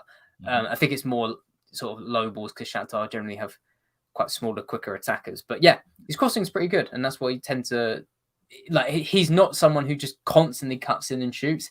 He is someone who's happy to go on that left and cross in, and it's something he'll work on. Yeah, very, very interesting. Guys, by the way, if you have any questions that you want to ask me to post to Alex, use the super chat function so I don't miss your question, and I will post them to Alex. Pys, just quickly to you before we potentially take it back to Alex. Now that we've heard a few more things about him, we've had a couple of days to kind of, get used to the fact that Mudryk is joining us for 70 plus 30 million euros. Are you more excited, less excited, equally as excited as when it first came out on Saturday? Because I feel like when it first came out on Saturday, it was more of a shock than anything else, rather than either excitement or disappointment. Now, it's been a couple of days. I am kind of excited. I am. Now, obviously, the price tag will make his expectations number one in the fan base, in a majority of the fan base at least, and most certainly English media, who, hate us anyway, not easy. So, like, if he doesn't do really, really well, they will probably say he's not doing well enough. But with what we've learned about his character, maybe that's a good thing anyway. Maybe that's exactly what we need. The whole all of England telling him that he's shit, and then he would just add even better. But are you more excited? Are you excited about the whole thing, Pys, or are you still sat here? Why did we spend potentially 100 million euros on a guy from the Ukrainian league? Look, any winger who's direct and dribbles and is fast gets me excited. Those are the type of players I like to watch. I was very excited about João Felix. I'll be excited about Nkunku because I think Nkunku's a very smart player more than anything. Pys just wants to sign Dan James. No, no. They got quick and direct. I mean, I'm a fan of Adama Traore, so maybe, but I think Mudryk. What the clips I have seen of him, like, and I know clips, they don't put the bad ones in, but my God, there was one clip I watched. I think it was in the Champions League. He had the ball. I think it was actually further than the halfway line, and he literally picked it up, like, did some sort of skill, and just ran the whole length of the pitch. And literally, like, he was through on goal. He's the most insane speed. So obviously, he won't get this space in the Premier League. And I've seen a few comparisons already. Like Werner was quick and stuff like that. But Werner had no technique. He couldn't dribble. He couldn't finish. He couldn't shoot. Hardly. So, you know what I mean? Werner got in loads of good positions. And this is what Chelsea fans always forget. How many times did Werner actually get in front of goal? How many times did he make runs? So, but the problem with him is he never could time his runs. So let's hope Mudryk can. There's not an offside merchant. But, yeah, no, like I am excited. That's why we need Enzo, so we have a player that can actually hit the ball before the players are constantly offside. And I mean, so hopefully he's not too quick that the other attackers actually like can't catch up. Or maybe it'll make Havertz start running. But, yeah, I think I'm incredibly excited. On paper for next season, I mean, him, if we sign Felix and Kunku, like my God, we're going to have one hell of attack. Like, on paper, we should blow teams away, seriously. But if that's on paper, it's got to translate onto the football pitch. And I think, you know, if it doesn't happen this season, which I actually think it will, I think, like Felix, we're going to see the instant impact. I 100% do, because we're in the mud right now. And I think, like, you'll just see the talent there, I think. I think he's that confident. But the key thing for me is that confidence. That confidence can't be taken out of his game. Like Alex said, he's incredibly direct and he wants to take players on. Like, if he actually does that, and if Potter gives him the freedom to do that and says, right, just, you know, go and take players on, do your thing, you know what I mean? And combines that with tactical instructions, he'll be a great player. But if he's not... Thank God we don't have Tuchel anymore then, because remember the Champions League thing where Pulisic scored, that apparently Tuchel shouted behind him, don't run. You're like, well, what?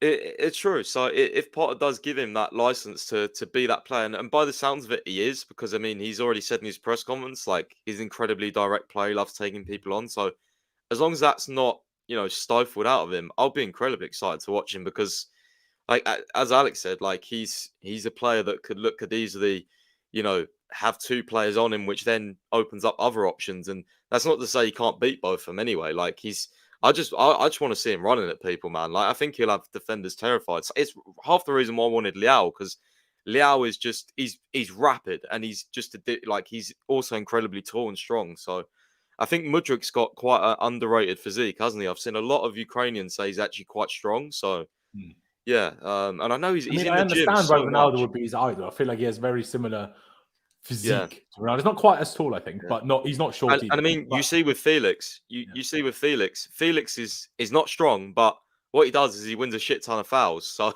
like we could just be foul magnets and, you know, penalty magnets. Hopefully. Now we just need to get someone who can actually hit a free kick. Jorginho is going to be our top scorer again. You can't wait. But like Bobby said, it's not Anthony Gordon, so I'm excited. To be honest, I couldn't back it more. And remember in the summer where people slagged me off for saying Anthony Gordon is shit and I do not want anything to do with it? Have you seen him do anything useful for Everton? But anyway, I mean, Jester says Caicedo soon. We shall see. We shall see. Alex, is there anything else you would like to add on Mudryk that we haven't discussed yet? I think we've covered pretty much everything. I think we've summarised him really well. Very good. Very good. I do have a couple of pieces of news that I do still want to discuss. They're not the biggest things here. So, you know, I'm not going to make the biggest deal out of it either. But it has been mentioned by David Ornstein on that podcast that was released today. And apparently, we are showing some sort of interest in both Dusan Vlahovic and Victor Osimhen. Midfield is now a priority after Mudryk, though. So, you know, that aligns with the whole Caicedo stories. Matt Law said earlier that we also want the right back, but we still haven't really been given any serious names. Like, sure, we've been linked to people, but nothing serious. Go on, please. Alex, do you know anything about, you probably do, because you're that type of guy, Ivan Fresneda from Real Valladolid, is it?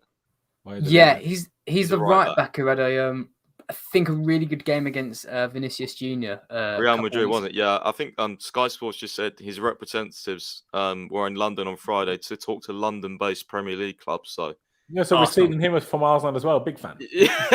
So I wonder if we'll get in. I mean, he's like young. Do you know? Is he any good or? Yeah, I'm actually looking into him a bit more now. I think he's like 18 or 19. Yeah, he's really young, isn't he? I think really young. He had a very good performance that game where he won pretty much all of his tackles. But yeah, it's one. I see quite a bit more of him. Yeah. Okay. But yeah, we have apparently shown interest in Dusan Vlahovic and Victor Osimhen. What do you think about that, Alex? Now, my initial reaction is are we sure we should be signing another Serie A player? That's basically my initial reaction because I'm like, well, look at Lukaku and look at Koulibaly. So should we sign anyone from there at the moment? Quite frankly, I'm not sure. But especially strikers, because neither of these two are doing as well as Lukaku did when we signed him. So, like, again, it is like obviously teams are different, everything's different. But you told us last time we were talking about João Felix, how it's good if he has someone to like play off. The same goes for Nkunku as well. So would a striker style like Vlahovic not, from that perspective, suit us quite well? Or is an Osimhen better? But I feel like Osimhen, then we just have too many players that love a run. Do you know what I mean? Yeah. I think this is... I've looked into these players quite a lot in the past. I'm racking my brain to get back into... Open those doors on my mind, Panos, we'll use that term. From what I remember, I think Osimhen's a bit less involved in build-up play, and he's someone more, like I said, to kind of running behind, but also definitely get on the end of crosses. Very good at heading it. He's a very strong player. Will battle any long ball. Vlahovic has definitely been limited by Juventus. I believe he's still got a few. He's averaging a few goals per night, quite a good amount of goals per 90 at Juventus this season. But I've been watching at Fiorentina. Like he could back into defenders, but it wasn't his biggest asset. He's someone who's a lot quicker than given credit for, a very good finisher on his left foot, a little reliant on penalties, I believe. It just sounds like you're explaining Lukaku to me. Yeah, like, this is literally sounds like you're explaining Lukaku to me. This is where I was going. I would say that maybe Chelsea are a bit better going for someone who's cheaper and could be disposed of more easily, just because I feel like you're recruiting so fast and you're rebuilding this team so fast that inevitably you're going to get like exactly what happened in the summer. You're going to have players like Koulibaly who you realise after, and Aubameyang who you realise after a couple of months you don't actually want. And I feel like if you invest big in a Vlahovic and Osimhen and it doesn't work out, then that's quite a big burden on the club because they're going to be on higher wages. And if it's on another long-term contract, then it's going to be a bit more difficult. Honestly, I think it's a shame that, well, it's not a shame because he was many words that we can't say on a live stream. He was such a insert centre, Lukaku, that he won't be able to come back and kind of fit in. I think he's done at Chelsea. Like fans will never accept him because it would have been interesting to see what Potter done with him. Because I think with Graham Potter, from the outside, he wasn't such a prick, I'd agree. Yeah. Wait, what I respect to Graham Potter so far is I think he's got a very good idea of how to use the players in his team. Maybe Chelsea fans in the comments will tell me completely otherwise, who've obviously watched Chelsea a lot more than me. But I saw him trying to play Havertz off the right, where he played at Bayer Leverkusen. He identified Felix pretty correctly as a second striker. From what Potter was saying earlier in the show, it sounds like he's identifying Mudryk well. I feel he's using Gallagher a bit more advanced as well. But also a bit deeper, both at the same time somehow. Yeah, true. Actually, Gallagher's an odd one. I've not got well-educated opinions on, but I've got question marks. I feel like no one has well-educated opinions on Gallagher because he's just so confusing. Then he has a game like yesterday where you're like, he's amazing, and then he has a game like 2 weeks ago where you're like, you are literally. How did you even make it professionally?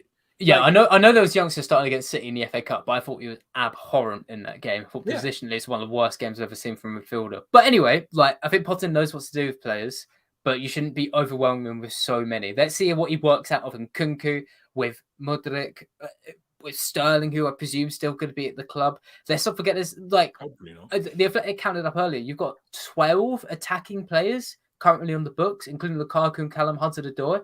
I presume you're going to have a big clear out, but let's see which ones you want to clear out first before adding more to the pile.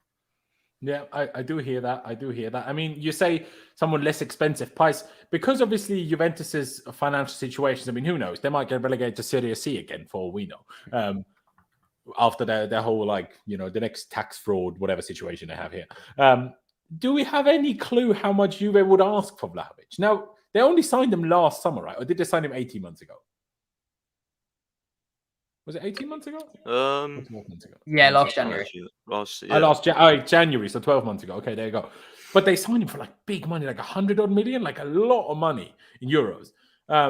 So how much? So they need to sell, but how little are they going to let him go for? Do we have any inkling on that price, or do you have any inkling on that? We don't. I don't. I don't really know. I know they are in quite a financial mess, aren't they? So, I mean, it's gonna be an interesting one. I'll tell you why. Because I think again, it all kind of, for me, it all stems down to Felix, because if Felix stays and he's like in that 10 role with Mount and whoever else, say Havertz leaves, like you'd probably say Nkunku plays up front, but then like, because he'd be a starter, would like Vlahovic and Osimhen and these guys, they wouldn't be a backup. So I'm kind of intrigued whether this is just like, shown interest. Well, yeah, but when was that? Like, I don't know if that was recent. He just said shown interest. So I think this is the problem. Like, if you're signing, if you're signing, like, let's talk through the players who, let's be honest, given the outlay and given their ability, should demand a start.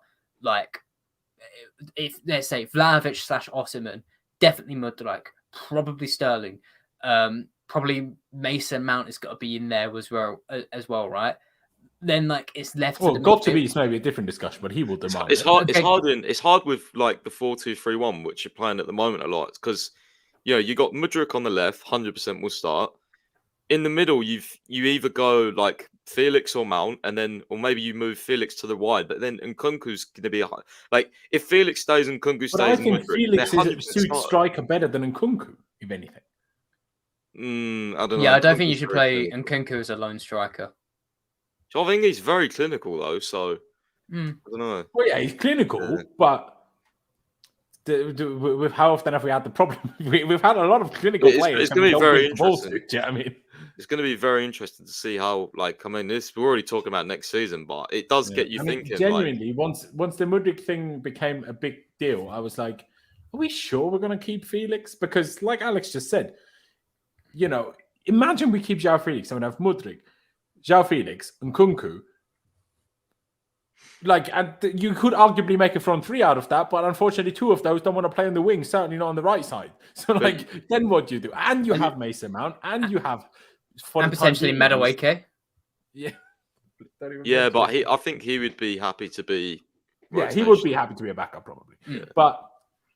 Do you know what I mean? So that's why I'm like, are we sure João Felix? Maybe we never planned for João Felix. I don't know. I feel like if Felix, I mean, if he plays anything like he did against Fulham for the rest of the season, then I feel like we'll buy him just for, I mean, Potter's like I just feel like there's too many similarities with Nkunku, and they will take up the same spaces. So I'm not sure. I mean, I'm going off a lot of what Alex told me last time as well. But I've thought about this since then. I was like, well, if they occupy the same spaces, they will be in the way of each other. And how can that possibly work? So, or they could just, Potter could have the best connection and chemistry between any players ever, and we're amazing. What I know about Nkunku's like flicks and shit like that are just next level. So there could be some good combinations there. I hope so, anyway. But we'll see. It's a long way. But when stuff like this comes out, linking us to an actual number 9, you start thinking, well, like, where does Nkunku and Felix and all these other players fit? Like, I don't know.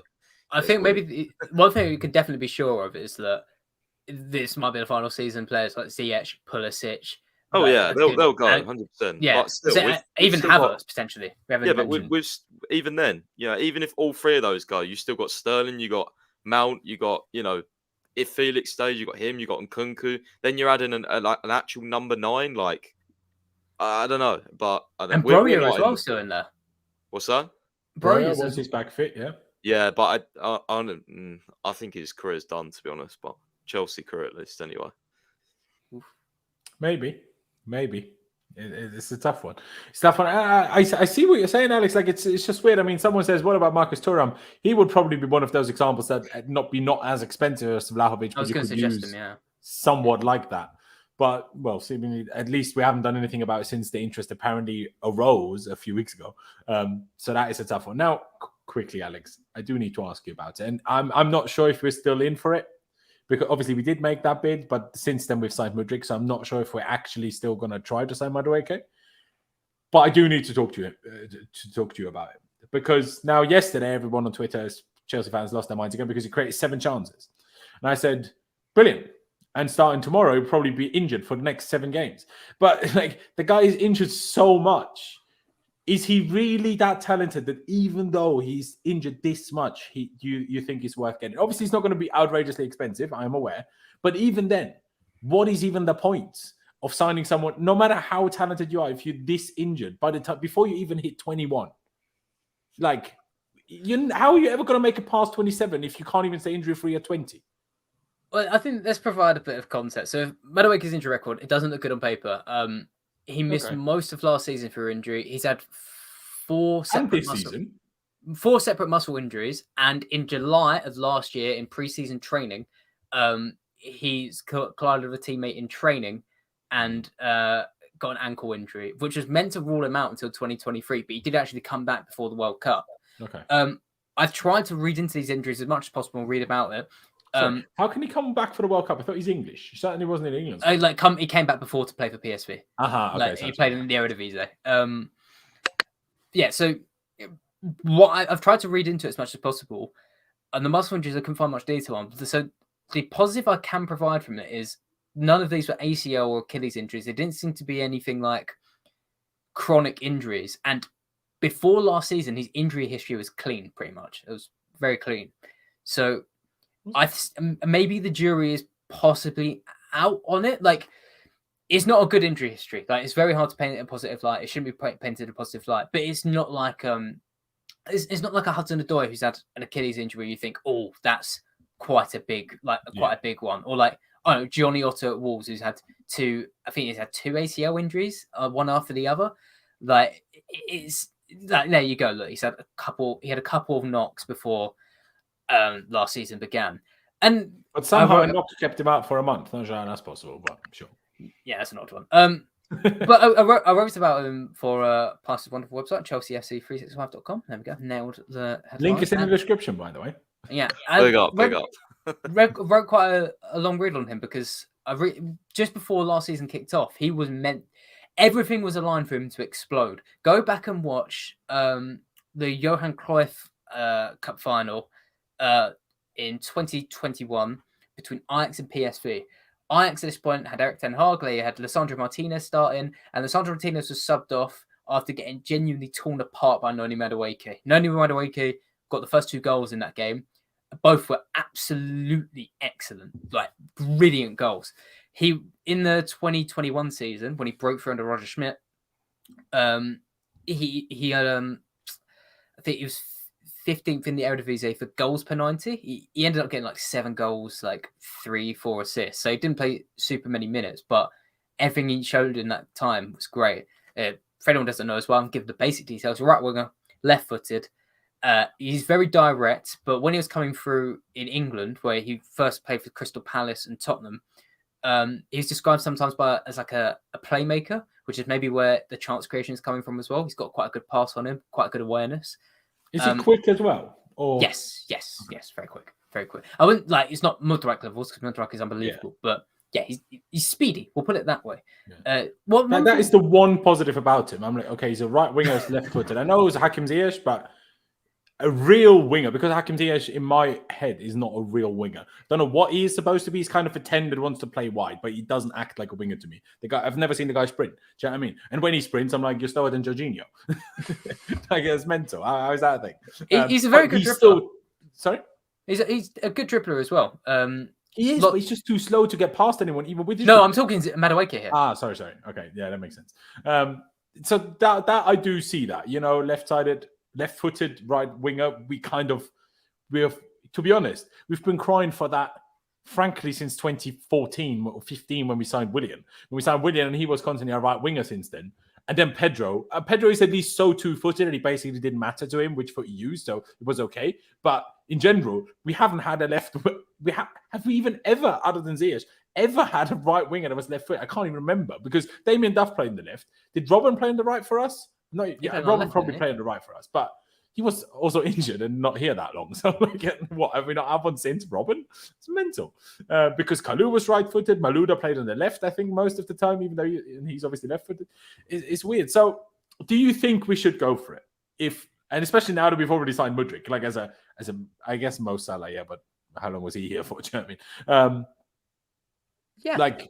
Now that we've signed Mudryk, is he like to a level where, like, okay, he could be one of those like backups to all of these big names that we just discussed, where we're like, how are we going to fit these guys into the team, but they're going to get injured, and then who plays?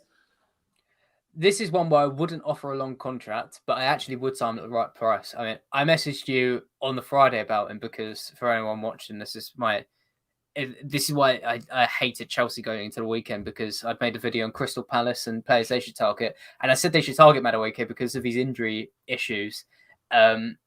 His stock's gone right down, but like prior to last year, there was he's been linked to nearly all of mid-table Premier League clubs, like especially Leicester.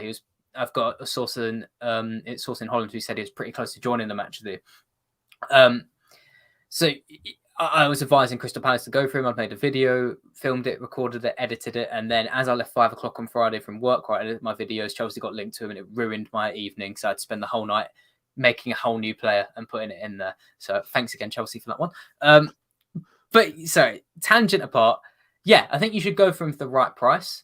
I quite like his personality, and it's been a little bit of a conflicted story. Last year, he was arrested because he was carrying a fake driving license and driving with one. He got like €1,000 fine, which is stupid. But it was really out of character. Like when he was at Tottenham. Why am I not surprised that after telling me a story about him faking a driver's license, you're talking about Tottenham? when he was at Tottenham, this is like the thing that gets people excited, right? When he was at Tottenham, he was like 16, 17, playing in the same team as Marcus Edwards, who's now at Sporting, right?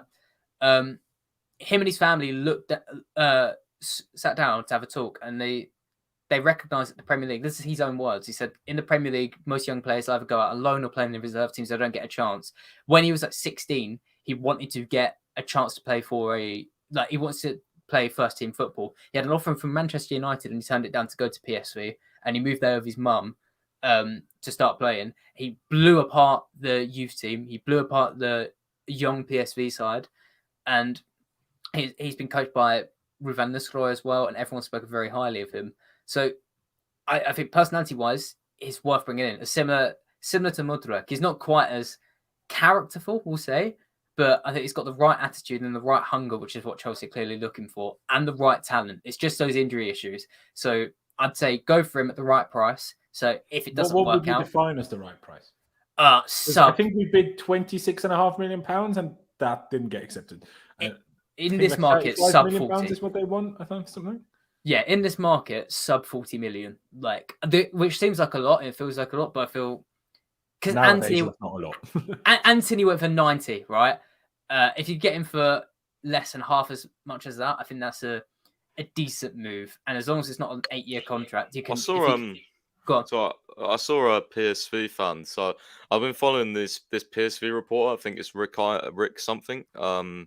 Can't remember his second name, but he's like the tier 1 for PSV, and every time he posts an update, like the first time he posted an update, like he asked like PSV fans like what price they would want, and literally all the comments said like a lot more than what Gakpo went for because they believe he's better. So I thought that was interesting, considering Gakpo was up to, what was it? I think 37 base fee up to 50 million. So, and literally all the PSV fans were saying more than Gakpo. So I found that interesting. They must rate him higher, which is interesting. Yeah, I mean, he's rated very high. Like I said, if you just want a taste of him after the stream, go and watch that. Just type in Ajax PSV, Ajax nil PSV 4, and you'll see the second goal in particular. Like Madueke, like completely destroys Lisandro Martinez. I believe is that the one where he kept running and then like he slotted into the corner? Like, yeah, on his right foot. Like, yeah. I think I know the one you're talking about. Like he ran like. There was like 4 players trying to chase him, and he just ran and just kind of went centrally towards the edge of the box, then like put it low, and he was at the same. Yeah, you know the vibe it gave me, and I love the hyperbolic vibe. You know when Messi said Jerome Boateng to the floor? That's what I felt like happened to Sandro Martinez in that clip. Yeah. Because I was very, obviously you might not have heard this, but I was still slightly am, but you've slightly at least eased my mind a little bit if this does happen. But yeah, I was very much against, because again, like it's just also the timing, right? Like if we signed him in a normal situation and we're like, okay, let's get a talented backup winger. Yeah, not ideal that he's injury prone, but like not the worst thing about. But to do that while we have 12 injuries ourselves just seems a bit stupid.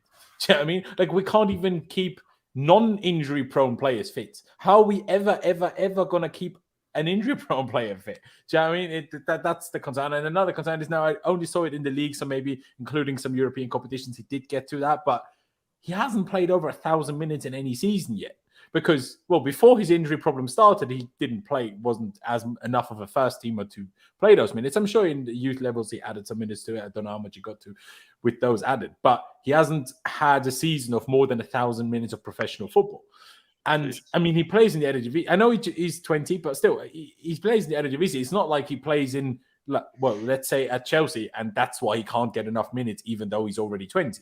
He plays in the Eredivisie for one of the two best teams in the country. Well, like, if he's that good, why is it?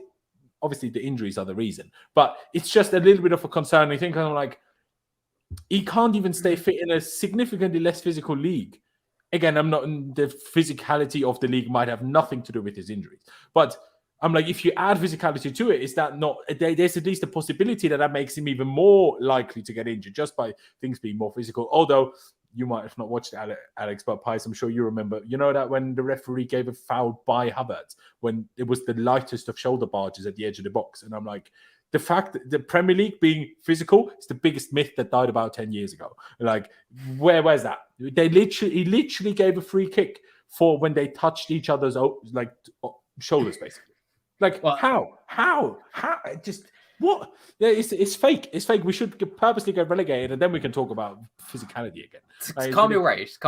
I say to Madueke, right? I'm. This is a very roast interview. I'm kind of willing to throw last season's injuries. Like, I'd like to see what he does in the remainder of this season if he doesn't move to Chelsea, because I remember watching him last year and he just, every time he came back, he just didn't look quite sharp. It almost looked like he was getting rushed back. This year, like I've been watching him recently, he looks much more like his old self. And when you're talking about the lack of minutes, when I talk about the stars being aligned for him last year, not only am I saying like he smashed it against Ajax, but last season Ajax sold they sold Daniel Marlon to Dortmund. They sold Pablo Rosario as well. They sold another quite big player. I forgot, Denzel Dumfries, right? They cleared out quite a few big players, and it looked very much like they was going to say, right, Madueke, this is you now. You're our talisman. And injuries just kind of held it back. Now he's back and fit. He's starting the games again, and he looks much better. So, again, maybe you're getting ahead of the move, signing him now. But I think the perception of Madueke and his injuries, it could be very different by the end of the season if he's fit now, he hasn't been rushed back, and he smashes it in the next 4 or 5 months, and everyone goes. You almost want to see him play until the summer to see if he does. Yeah. To see if he stays fit and then sign him. But, you know, with our, we literally playing Ziyech right wing every single game at the moment. Like, that's probably why we want Madueke, so we can sell Ziyech and get a homegrown player in Madueke. And if you have all the money in the world, what's this gamble like in the sea of all the money that you're spending? That may be a fair point, but because we have so many players to sign to complete this transition that we're in, that's why I'm like, just, you know, even Badiashile, after yesterday, less so, because I was very impressed. But until then, I was like, but we just spent nearly 40 million on Koulibaly. Now we did the same for Badiashile. Be smart. Sign one of them, not both of them, if you have Levi Colwill sat there, like, who is free. If we have so many other players that we need to sign. Like, we signed Badiashile before we signed a right back. I still don't understand. But anyway, Pies, just quickly, lastly, do you, in terms of inkling, I don't think we officially know, think there's still a chance we go for him now and that we've signed Mudryk? I feel like surely that would be unlikely, but I could be wrong, of course. Who, Madueke? Yeah. Oh, yeah. No, we'll definitely go for him. I expect us to buy him. Think? Yeah. We were already in negotiations before we bought Mudryk anyway. So. No, exactly. But obviously, the whole Mudryk thing was such a last-minute thing. And no, I was like, maybe we just, you know, it's like, okay, now we got Mudryk, so Madueke, kind of. No, because they play on opposite sides. So I think we'll buy Madueke and. But the thing is, for me, on opposite sides, but obviously it forces like Pulisic, Sterling to play on the right if Mudryk starts every game on the left, right? So.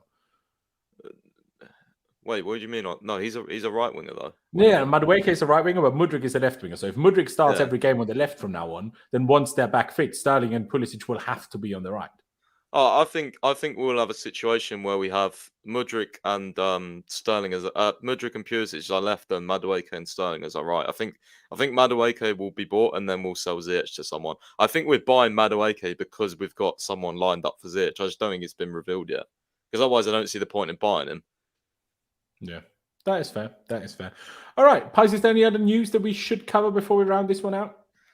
I mean, not really. I mean, there's been a load of briefs about, Arsenal's number one target now being Declan Rice, but yeah, I mean, I think we've pretty much gone through everything.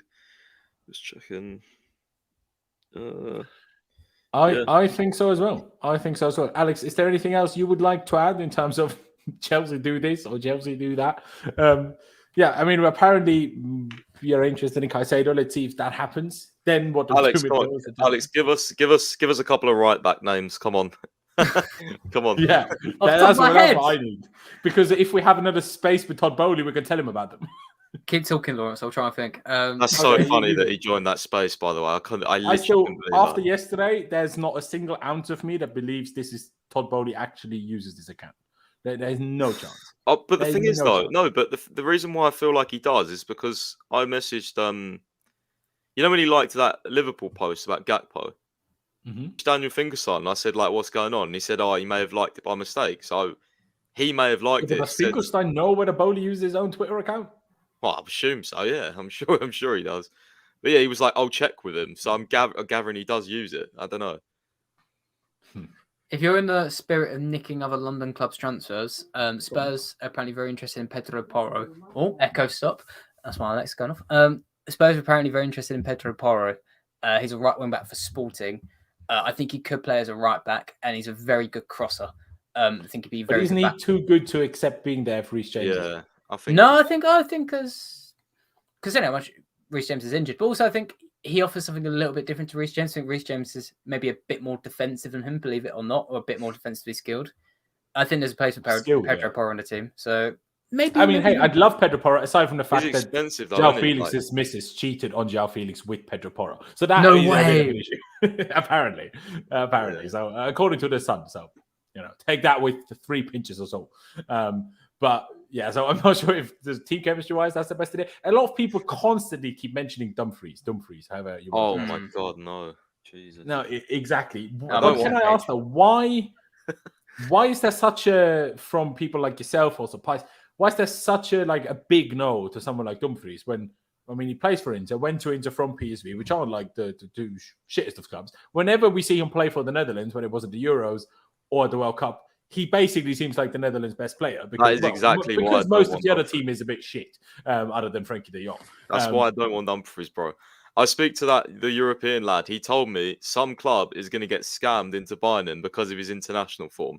It was Inter Milan, and he said it will be a Premier League team. And I was like, but isn't he like really good athletically? And he was like, yeah, but apparently he just can't defend. So I don't want to defend like a guy that can't defend. So it's more than that for me. I mean, Inter Milan play Matteo Darmian for a reason. I think that's because it's quite an extreme view on Dumfries, but I think Dumfries, there is nothing that he is okay at. He's either absolutely brilliant at things, for example, athleticism, attacking positioning. He's great at getting into the opposition box and finishing. Very good at getting to the buffers. He's the Dutch Marcus Alonso, basically, with a bit. Yeah, that's a good way of putting it. Well, with pace, please. Yeah, yeah. He's obviously much better athletically, but I'd say,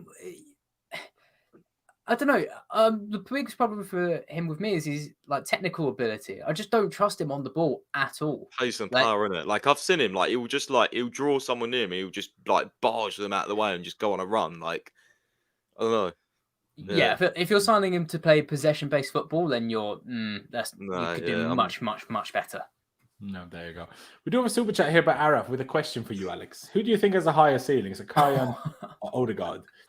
Surely that is one of the most. That must be one of the hardest questions you've ever been asked. Sure. No, you know what? I'll be honest. It's quite easy. Odegaard probably has a higher ceiling. Yeah. But I'm saying hard because you're like, well, Odegaard is what 23, 4 now. Zakaria is 19 and hasn't played anywhere than in Russia. So how on earth are you supposed to fully know that? It's like you can find this is a testament how quickly Mudryk's seen his stock rise. You can find a tweet from me last August where a Chelsea fan asked me who would you sign or who's the bigger potential. Mudryk or Zakarian. I said Zakarian because Zakarian's had far more minutes in top flight football and shown me. We might have signed Zakarian if he wasn't Russian. So yeah, my answer would probably change now just because how quickly Mudryk has risen and how much he's shown in a short space of time. But Odegaard, in my opinion, is like one of the best midfielders in the world He's got right to now. be what? He's got to be in for Prem Player of the Year if Arsenal win the league. Yeah, Ridiculous, absolutely. bro. But Zakaria, if Chelsea do sign him, I'd be pretty excited because he's. It's been a while since I've watched him, mainly because everything's going on in Russia. I think there's a few things they're up to that's not too good, to put it bluntly. But Zakarian is very technically gifted player. He's played on the right, but I profile him much more as like an attacking midfielder. Okay, I am just quickly to because Odegaard has been mentioned. I as much as it's annoying that it's happening for Arsenal as a Chelsea fan, I think this is very impressive because the guy obviously signed for Real Madrid at 15 for like God knows how many million, unbelievable amounts of million for a 15-year-old from Norway. Then played for Real Madrid. Castilla was average, got his way into the first team, but basically got no minutes. Then got loaned out and was good at Sociedad, but then came back to Real Madrid and still didn't really get minutes. They loan and sell him to Arsenal, and now he might be the best midfielder in the league this season. Like, De Bruyne, obviously. But like that is very impressive because, like, just even if you look at other industries, child stars, once you've had a bit of a stumble to then still pick it back up is, I think, impressive. So I remember being like, I'm sure you should definitely agree with this, maybe past as well. Like, I remember being like 15 and creating him on FIFA because I was like, oh my God, this guy is the next Pele. Like, he's 15 and he's putting all these highlights up, and like, you just watch the clips, you're like, oh my God, he's amazing. Real Madrid have signed him. So, like, yeah, he's had a remember I started the Real Madrid career mode after they signed Odegaard. Yes, exactly that, man. And now it's like... It was that guy that... Was it Gael Kakuta, I believe, for Chelsea? He was like... But that is even longer ago, yeah. Yeah, he was one of the ones I remember from the career modes. Didn't we get our transfer ban back then over Gael Kakuta in the end? Probably. Yeah, so. That's why it was over actually someone who... There's a trust player who you signed, who I remember... I still have soft spots today. I thought he was going to be the best player in the world. Was like Bertrand Traore. I'm pretty sure you got it over him because he was like 16 I was when the big, honestly, that was the second one though. But we had a transfer ban back in like 2010 or whatever, and I think that was Odegaard Kakuta. Bro, Bertrand Traore, that goal he scored against Stoke City was insane. You remember that in our terrible season? That was a banger. Wasn't that the game Falcao scored in? No, he scored against Palace at home. We played. Bertrand Traore was Stoke, I believe. Yeah. Falcao scored a header against Palace. If he wasn't so one-footed, I would love to see what he would have done in the Premier League, Exactly. He was the only outfield player in all of FIFA to have a one-star weak foot. But didn't he score against others with his left foot for Aston Villa in lockdown? Do you remember that from the corner? Yeah, but he's left-footed though. Oh, is it? Oh, all right. Yeah. Yeah, no, true. Yeah. I was going to say, yeah. It just looked like it was... I remember it being such like a weird shot, so I thought it might have been with his weak foot. But... Yeah. Someone's mentioned it. What do you think of Malo Gusto? Is he any good? Ooh. We asked you about right backs. The only reason I didn't mention him is because I feel like Leon will keep him for a few years. He's probably going to be one of the best right backs in, like, when he's in PK, he'll be one of the best right backs around. He's a ridiculously good attacking right back. Like, he's already the center of Leon's attacking play, or the center on the right hand side. Like, so much goes through him. I think he might have just turned 19 years old. He's been a first team regular since he was 18. Like in Ligue 1, and I'm talking like week in, they've just week got out as well. New investment, right? So you're probably not just going to steal them out of them. Interesting thing actually to follow with that, and it's interesting from a Premier League perspective. The people who've bought Leon are the Crystal Palace owner, John Textor, or he's like a part investor. And there's something that came out today. Textor's struggled for a few months to get the funds for this move, and it's been a bit up in the air how much money he's going to have. And it broke today. So I think some pretty decent sources that Leon are now looking at Michael Elise to try and bring him, and Palace fans are furious. Only call him back up. You want the multi-club model? Call him back up because if we signed Leon, we got Malo Gusto. Maybe Gusto will be available sooner than you think because it seems like what's happening between Leon and Crystal Palace is a bit like it doesn't look like it's all going plain swimmingly. Exactly. He's the one I want. Get Malo Gusto, then get it signed, get it done. Why have we not signed him already? We got flipping Mudryk in one afternoon. Surely we could, like, it's January 16th. Surely we could have got Malo Gusto by now. Like, surely. Do you know what I mean? One other thing that maybe I don't think we've mentioned on any streams yet. I know it seems like we literally decided on that afternoon on Saturday we're signing Mudryk. We did have a bit of an interest before that as well. Fabrizio Romano stated that when Chelsea played Manchester City in the Premier League, Dario Struna was, at Stamford Bridge discussing the whole Mudryk situation. But at the time, we weren't willing to pay that 100 million euros in total that Shakhtar were asking. But then that very night, both Sterling and Pulisic got injured, and that somewhat changed the situation. And obviously, form got even worse. So then we were like, okay, let's just do it. But Jake, we're not linked to Humphreys, and if we are, we need to kill ourselves. Apparently, we've been planning this though, because Fabrizio said like a few days before we decided to go for it. Apparently, Potter held a phone call with him. So yeah, that's another one. Yeah, exactly. So it wasn't quite as we did it all in one afternoon, but that's how publicly at least felt like. But yeah, ladies and gentlemen, I think it's about time we round this one out. Still 350 if you're watching. Massively appreciate you. You know what I'm actually going to do? I did this on Friday as well.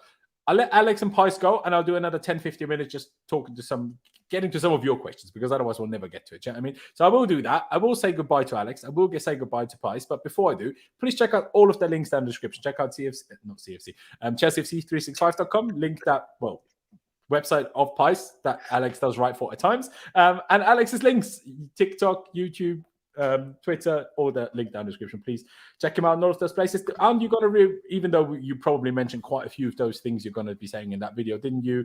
Aren't you releasing the Mudryk Chelsea video tonight? I'll probably release it straight after this, yeah. Well, there you go. So follow him on all his socials so you can check that video out, and then share it everywhere. So, everyone can see how great Mudryk is going to be for us, and Alex gets some clout. Thank you, boys, for joining me. I appreciate you as always. I'll see you soon, and I'll try to keep myself entertained with the chat. See you later. Cheers, boys. Hello, my wonderful people. How are we doing? Some of you might have not been here on Friday when we first did this. Was it Saturday?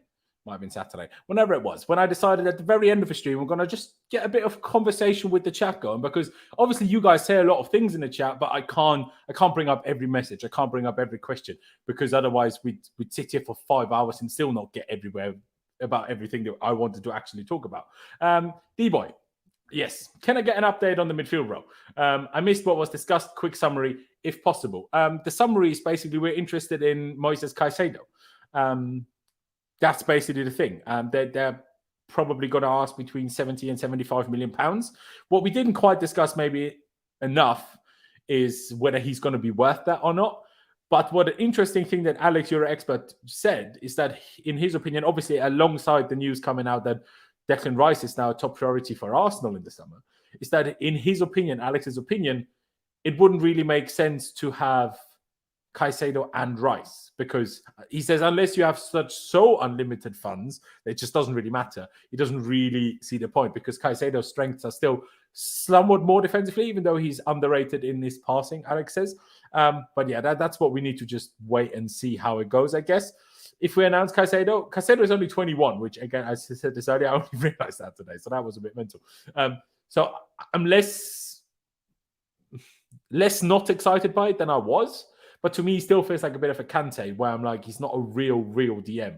Now, Alex says maybe you can turn him into a single pivot, into a single 6 DM, but he's not a single 6 DM as of now. He's a double pivot player. Obviously, we play a double pivot for the most part on the pot end at the moment anyway, so it's not necessarily an issue.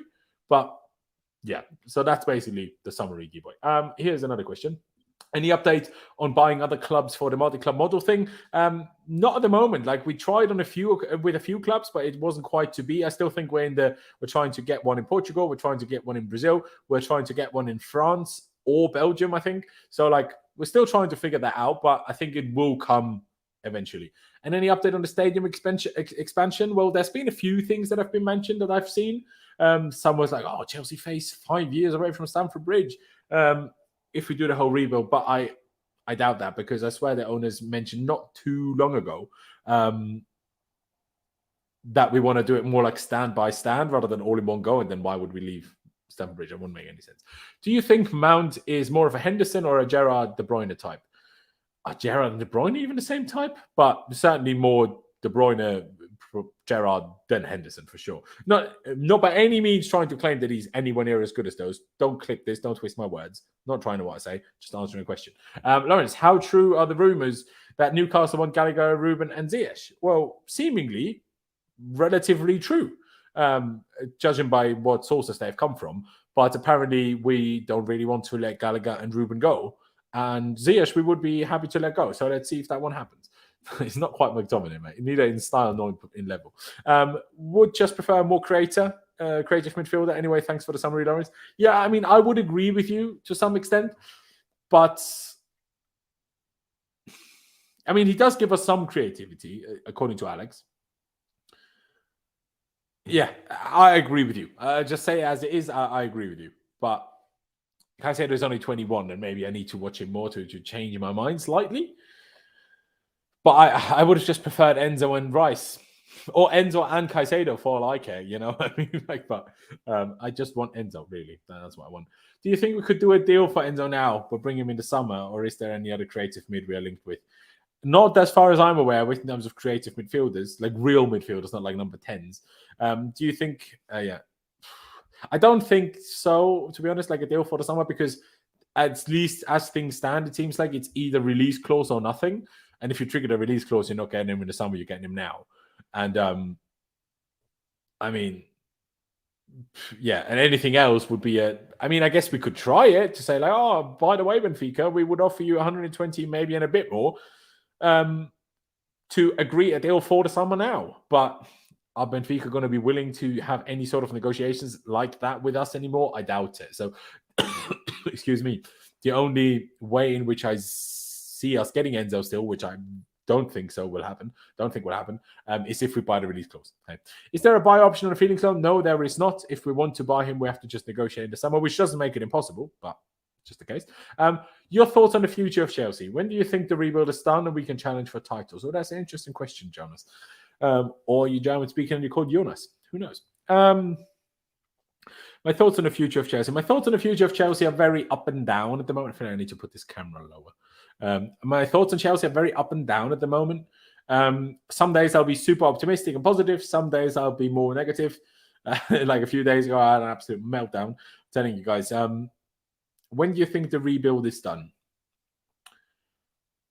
I think for the 24-25 season, so like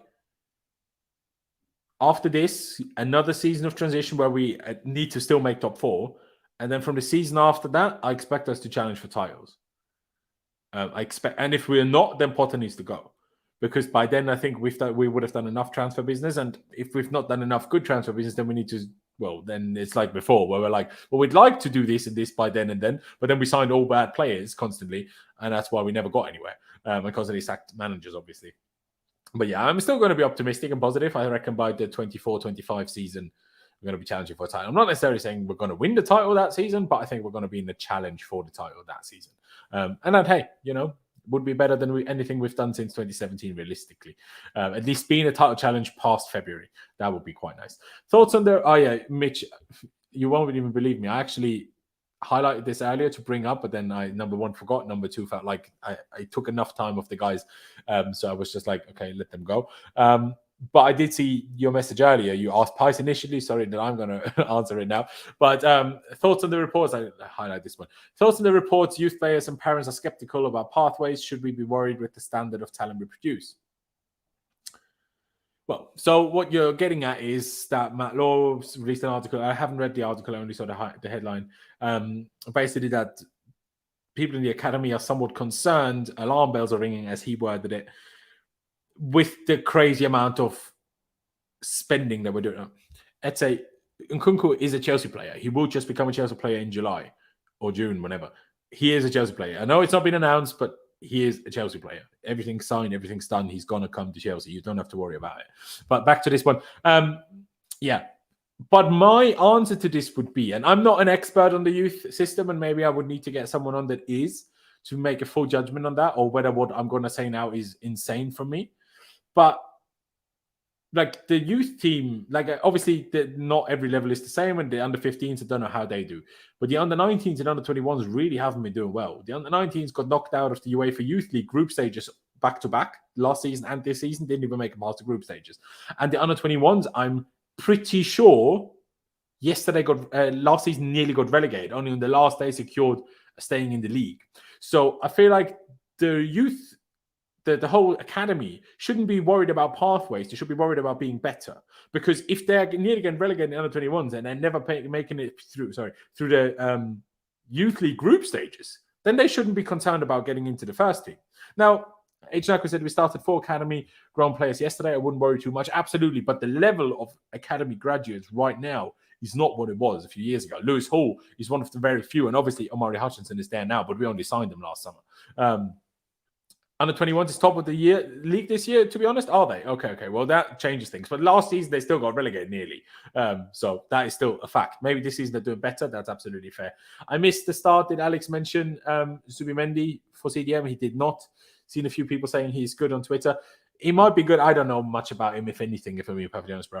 But it seems like we're going after Caicedo anyway, so maybe we don't even need to concern ourselves too much. But yeah, like that's what I'm saying though. Like when you look at how what the levels of ability that our youth team has produced recently, you look at Reece James, Mason Mount, Tammy Abraham, Tomori, Gallagher. Who am I forgetting? Loads, I'm sure. Obviously, a couple of years before that, Loftus-Cheek. And you had loads that even if they're maybe not playing for us, they're still playing all over the Premier League and the English Football League. So that we don't have anymore right now. Like, I'm sorry, Omari Hutchinson may be the only one. Like, we're letting Sunsu Belgo, who they hyped us up as that big new striker a couple of years ago. He seems to not be good enough. Like, Harvey Vale just was on loan at Hull City, didn't get enough minutes. Now we recalled him because he wasn't good enough. Like, okay, I'm not sure if it's because he was good enough, but he didn't get the minutes anyway. Tomori, I'm sure I mentioned him. Mark Guehi, yeah, it's a good shout. And obviously, Colwill still now. And like I say, Lewis Hall, Murray Hutchinson, those guys are there. But I feel like still it's not to this crazy extent that it used to be. So I feel like if any alarm bells should be ringing in the academy, it's about the level of product from the academy rather than any pathways to the first team. Because if we want to be a serious team fighting for the league every year, then to have a pathway, you need to be seriously good. You can't just have a pathway if you're average, man. Do you know what I mean? So I feel like we need to focus on that first before we focus on any pathways. And we have so many, talented players in the team and so many young players in the team right now. But yeah, Ejnako, fair point. Neil Bath getting promoted. He got promoted from being head of the academy to being head of whatever he is now, basically partly to do with the first team development and everything, but still kind of involved with the academy. Can promote that hopefully puts the focus there and the levels back up again. I agree. And obviously this doesn't mean necessarily it's the end of it. And maybe the next generation that are currently under 14s, 15s, whatever, maybe then by the time they hit the somewhat pro levels, like under 19s, UEFA Youth League, under 21s, and then first team levels, maybe they will actually be superstars, the ones that are now 14, 15. Absolutely.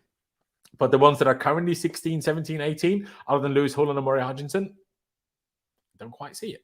That's why we signed the likes of Chukwuemeka and Caicedo and Hutchinson we signed as well. Even Andrey Santos. That's why we're signing these guys, because it's not quite coming through the academy at the moment. Hey, LV, is Romelu Lukaku coming back? Well, I bloody hope not. Jake says, any news on right back? We're not linked with right back. I don't get it either, mate. I don't get it either. Now, Pedro Porro, obviously, there has been a bit of a link. He might be going to Spurs. There is something that I can bring up to you guys right now because it came out. I mean, we did speak about it during the stream, but maybe some of you guys weren't here. Very young, I think he might be 18, Ivan Fresneda. We're in London, so his representatives were in London on Friday to talk to Premier League clubs. He's a young right back. He had an absolute super game for Real Valladolid against Real Madrid, against Vinicius Jr. Apparently stopped him quiet and made him look like an absolute fool. So, that is positive if we could be linked to him. At the very end, before Alex and Pies left, we were talking about Malo Gusto, the right back from Lyon. But Alex just says if Lyon don't have money problems, they might just not want to sell him. But their ownership takeover thing might not happen, so maybe it will be easier to get than we could think. We should get Caicedo up. He reminds me a lot of Diego Costa, the height and aggression, except that he's a central midfielder. So, yeah, he's not a striker. I'm not sure if you're aware. But, yeah, I mean, should we get him up? I don't know, man. Get Livramento back for right back. If you're not aware, Jack, Livramento is currently recovering from tearing his ACL. So, like, the second worst injury or one of the top 2 worst injuries a footballer can have with an Achilles injury or Achilles rupture. So, we have a buyback clause for Livramento in the summer for about 40 million, as far as I'm aware. But because even though he will probably come back before the end of the season, look at Chilwell. Like, he came back from an ACL, and Chilwell was not the old Chilwell so far this season until he got picked up that other injury. So he might do at some point. What I'm not sure about, though, is how long we have a buyback clause for Livramento. Whether it's only this summer, whether it stays active for, say, 12 months or whatever, that I don't know. But obviously, in an ideal world, getting Livramento back wouldn't be bad. But would he want to come back? Because the reason he left is because he didn't want to be back up because he didn't want to be back up to Reece James. So would that have changed since then? I doubt that. Do you see Chalobah getting coached in a way that he can be turned into a right back since we have decent centre back options now? I mean, a very defensive right back, maybe, but after what Alex told us earlier, how Mudryk doesn't necessarily like the fullback getting too high up because he wants to have the space to go wide or central. I guess unless their chemistry is perfect and the fullback behind him, the left back behind him knows when Mudryk would prefer them to go left, would prefer them to go right. That is a tough one, but I don't know. I also feel like you've got to consider that Thiago Silva is 38. So while he might extend for one more year, hopefully in an ideal world, he's not going to stay forever. So, I still feel like Chalobah can absolutely be useful as a centre-back as well. But if he can at least be a reasonable right-back solution for when it's necessary due to injuries or whatever, like imagine Reece James will keep getting injured, hopefully not as badly and as often as recently, but he will still have injuries. So then when he's out for, say, 2 months, that other right-back, if we play every 3 days for those 2 months, that other right-back can't play every single game of those either. So then you need someone else to, on the occasion, play right back backup to the right back backup while Reece James is injured. So, I guess for that, maybe we can use him for that. I think Chalobah is not doing well as Koulibaly keeps getting played when he doesn't deserve it at the moment. Next season, we'll have Colwill, Chalobah, Badiashile, and Koulibaly. Thiago Silva, too good. Well, I'm not too sure whether we will have Koulibaly. There has been reports that we might just cut our loss in Koulibaly and get rid again, but we'll have to wait and see. Probably Chalobah can be our Kunde. Just that he's nowhere near as fast and also much taller. So I'm not sure quite easily how that transition would work out. But by the way, guys, shout out to you because we have nearly 300 people, 290 people watching when it's just me, talking to you guys in the chat. I appreciate it immensely. You can't even imagine. So if any of you guys are new here, please be sure to subscribe. I'd massively appreciate it. As always, on the road to 20,000 subscribers. So every new subscriber really counts and really matters to me genuinely. And hit the like, it really helps spread these streams. And that's how the YouTube algorithm goes. It's easy. Okay, this is how many views it gets, but how many of the viewers actually like the content. So even disliking actually works, but please don't dislike. But they see interaction and YouTube goes by interaction. So comments, live chat, and likes, you'll make a big difference. So if you could just hit that like button, doesn't cost you any money or any time. It really, helps spread these videos and streams out to more people, and that's how content creators grow. And Kushal, I'm a big fan that you guys enjoy it. And we appreciate this new thing which you're doing, Laurenz. I appreciate it. Guys, do you have any couple more questions that you want me to to discuss before I head this one? I finish this one off. Did you see the quotes from Martin supports the idea Tuchel wasn't a great communicator, to be fair? No, I haven't. Mitch, could you either send a link or tell me where you saw the quotes, and I will read them now on stream, and I will bring them up so we can all read them together. If you wouldn't mind doing that, it'd be great, because actually I haven't seen those quotes, so I'd be very interested. Because Ian Martin is a very interesting one, because now he was already highly touted, and I kind of heard a lot of good things about him when he was where was he last year? Someone remind me, where was it? Bristol? No, it wasn't at Bristol. He was somewhere in London. Charlton? Was he at Charlton last year? I feel like he might have been at Charlton last year. And he was doing super well. And now this year, he's on loan at Burnley. And obviously, Burnley absolutely dominating the Championship. And he's having an absolute blinder of a season. Absolute blinder. Playing every game, scoring goals, defending well, dribbling. Super player.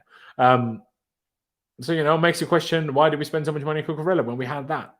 No, I have no problem with Cucurella. And I think I agree with Pys with what he said much earlier in the stream, that he will probably eventually be good for Chelsea.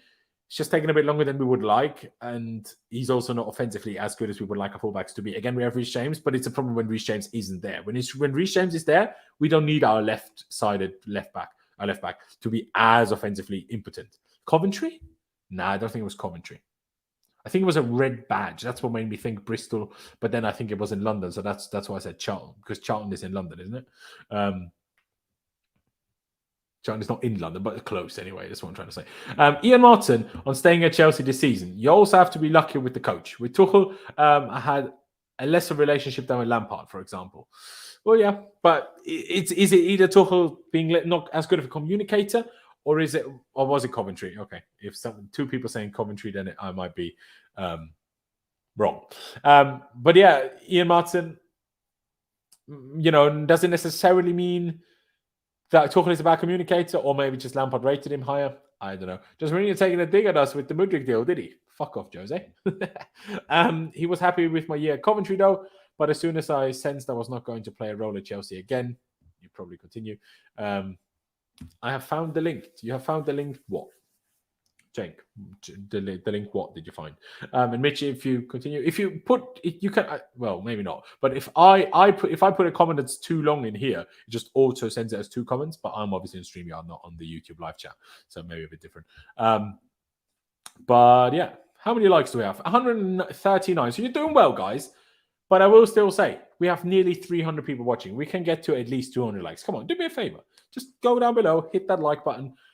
And surely there can't be this many people watching that don't have like a Google account. And that's why you can't drop a like. Surely 95% of you have a Google account. Go down below, hit that like button. And by the way, obviously, some people might not have even clocked this. My chat is set to subscribers only chat after 1 minute. So if you subscribe after 1 minute, you will be able to feature in a chat. The reason it's not instant because then people just subscribe, say abuse, and then unsubscribe, and I don't want that. So that's why that's the rule. But yeah, if you haven't already, and if you want to get active in the chat and stuff, hey, get subscribed. Deserve more subs than 16k underrated Chelsea channel mate Jack Player. I appreciate you. I appreciate you. We'll get there. We'll get there eventually. The grind don't stop. If Mount doesn't sign a new deal, you let him go with only 18 months left. Does he only have 18 months left now? Surely not. Does he? That's crazy if we let that happen. I think he will sign a new deal in the end. I would be insane. Tuchel comments about the that's the link, mate. But I didn't see you post a link. Did you post a link and YouTube auto blocked it? Because sometimes it hides messages and I can only see them on the YouTube thing and not on StreamYard. But anyways, in general, hey, again, I can only say the same thing again. Welcome to Chelsea, Mr. Mudryk. Welcome to Chelsea, Mr. Mudryk. I'm a fan of his character. I'm a fan of taking a piss out of Arsenal, quite frankly. Let me get back to, I want to quickly talk about this because I feel like we haven't talked about it enough earlier. And now that the guys aren't here, I don't feel weird talking about it. But yeah, this is really true. Again, follow me on Twitter if you haven't already. Last 1507. I'm close. Oh, clicked the wrong button. I'm close to 10k over there, so follow me over there, but massively appreciated. But yeah, how the media and rival fans are trying to twist Shakhtar donating part of the fee that Chelsea paid for Mudryk is the most typical and kind of most hilarious thing to happen all week. First, they blamed us for the war, and now we're inadvertently helping Ukraine by, we pay the fee for Mudryk, and then they decide to spend a part of that fee and donate it. And they still don't like it. And then I continue, Arsenal literally bid 5 million euros less than us and only in add-ons. The guaranteed fee was the same. Now, maybe the installments were a bit different. We're paying a little bit more in the first installment than Arsenal were meant to, but it's certainly not going to be drastically different no matter what any Arsenal fan tries to tell you. Believe me, this is the truth. It's like Arsenal bid 70 million euros plus 25 million add-ons. We bid 70 million euros plus 30 million euros in add-ons. And the charity game, of course, I touched on it earlier. We agreed to play a charity game against Shakhtar Donetsk in the Donbas area, in the Ukrainian Donbas, after the war. Is this war a triggered word on YouTube? Please don't, limit my ads. YouTube. I'm only saying nice things. But yeah, which, of course, the entire Western world has supported Ukraine in all of this, in every sense of the word, sending weapons, sending money, sanctions against Russia, all sorts that have literally fucked Europe in all sorts of ways with the cost of living crisis and everything. And now we agree to play a charity game to help raise money for this region and country. And again, people say it's a bad thing from us. It's ridiculous. Aside from the fact, again, I want to highlight this one, Roman Abramovich still wants and wanted to donate all the proceeds from the club sale to the victims of the war. Now, that's how he worded it. And there was always a question could it be the victims of the war in Russia? I hope not. I think not. But it's 1.5 billion Great British pounds that we want and wanted to donate as a club with the old ownership.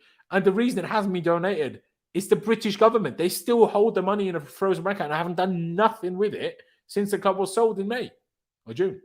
Nothing. They've done nothing. It's a disgrace. It's a disgrace, and how they try to treat us, how they try to twist everything on us, and how they always try to make us look bad. It's just unacceptable and outrageous, quite frankly. It's absolutely outrageous and unacceptable. But at the same time, I also love it. The more they hate us, the more I love it, quite frankly.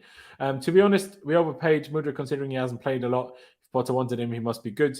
Well, I hope that he must be good if Potter wanted him. Well, he's not played a lot, but he's not played a lot because he's 22 and from a country where there's war going on, and therefore they had to stop the league. Like, obviously, those things will, those obviously will have impact on game time and number of games. Appreciate it, Jake. Appreciate it. RJP, Lego. Are you DR? No, you're not. Bring me Caicedo now and Enzo in the summer. Hey, I would love that. I would love that. Enzo in the mix for the summer. David Ornstein has said it. Yes. Has he? Does Pys know about this as well? Didn't see Pys say none of this. I just go by Pys because Pys summarizes only Chelsea news. If I go to David Ornstein's thing, number one is from a podcast, and number two, he would be talking about multiple other shows. That's why it's easier that way. Yeah, straight facts. Appreciate it. When is CS contract anyway? I have not a clue. I have not a clue. But yeah, ladies and gentlemen, I think it's about time around this one out. I did longer than we're here with you guys than I initially had planned anyway. But hey, that's how it goes. Appreciate you all. Again, if you haven't already, please be sure to subscribe. Be massively appreciated. One more time, shout out. Welcome to Mykhailo Mudryk. I hope he does well. Yeah, it's weird because I like that we signed Ukraine, like because everyone tried to twist us as we're for the war and now we're supporting it that way. That's obviously not the reason we signed him for, but I think it's still a positive, and I really hope for him, where he's from and everything. I just hope that it works. I just hope that we can give him an environment where he's going to be happy, where he's going to be able to succeed, where he's going to be able to improve, develop, thrive. Sorry, and what mainly I hope is that if it doesn't work instantly, that people don't get on their backs. Like I just hate nothing more than how our fan base, and I'm sure most fan bases on Twitter, why do we always? I know I do it as well, but I try not to when I can. But I just don't understand why we have to insult and abuse our own players so often. Like the Mason Mount thing. Just watch the video that Chelsea. I can't show it because for copyright reasons, but watch a video that Chelsea tweeted after we scored. Like the celebration of Mount. I'm like, you can all criticize him all you want, and fair criticism is always fair. I will criticize him when I need to. But what I don't understand is how you can hate the guy. The guy's been at the club since he's 8. The Mason Mount cares more about Chelsea result than 95% of Chelsea fans, probably. Like, I don't understand how you can hate him. I just don't get it. But anyway, we're getting him anytime soon. He wants us. Yeah. Who was the CM we wanted for 20 mil? I don't know. If I'm honest, bro. I don't know. Sorry. Big up, great streamer. I appreciate you. Now, Zakaria isn't a CM, though, so I don't think... he's not a CM, yeah. He's a cam that can play on the wing. But yeah, maybe you were talking about him. But yeah, ladies and gentlemen, I'm going to round this one out. Thank you guys for watching. Up to Chelsea, upwards and onwards, and we'll see you next time. Again, subscribe and like, but see you next time.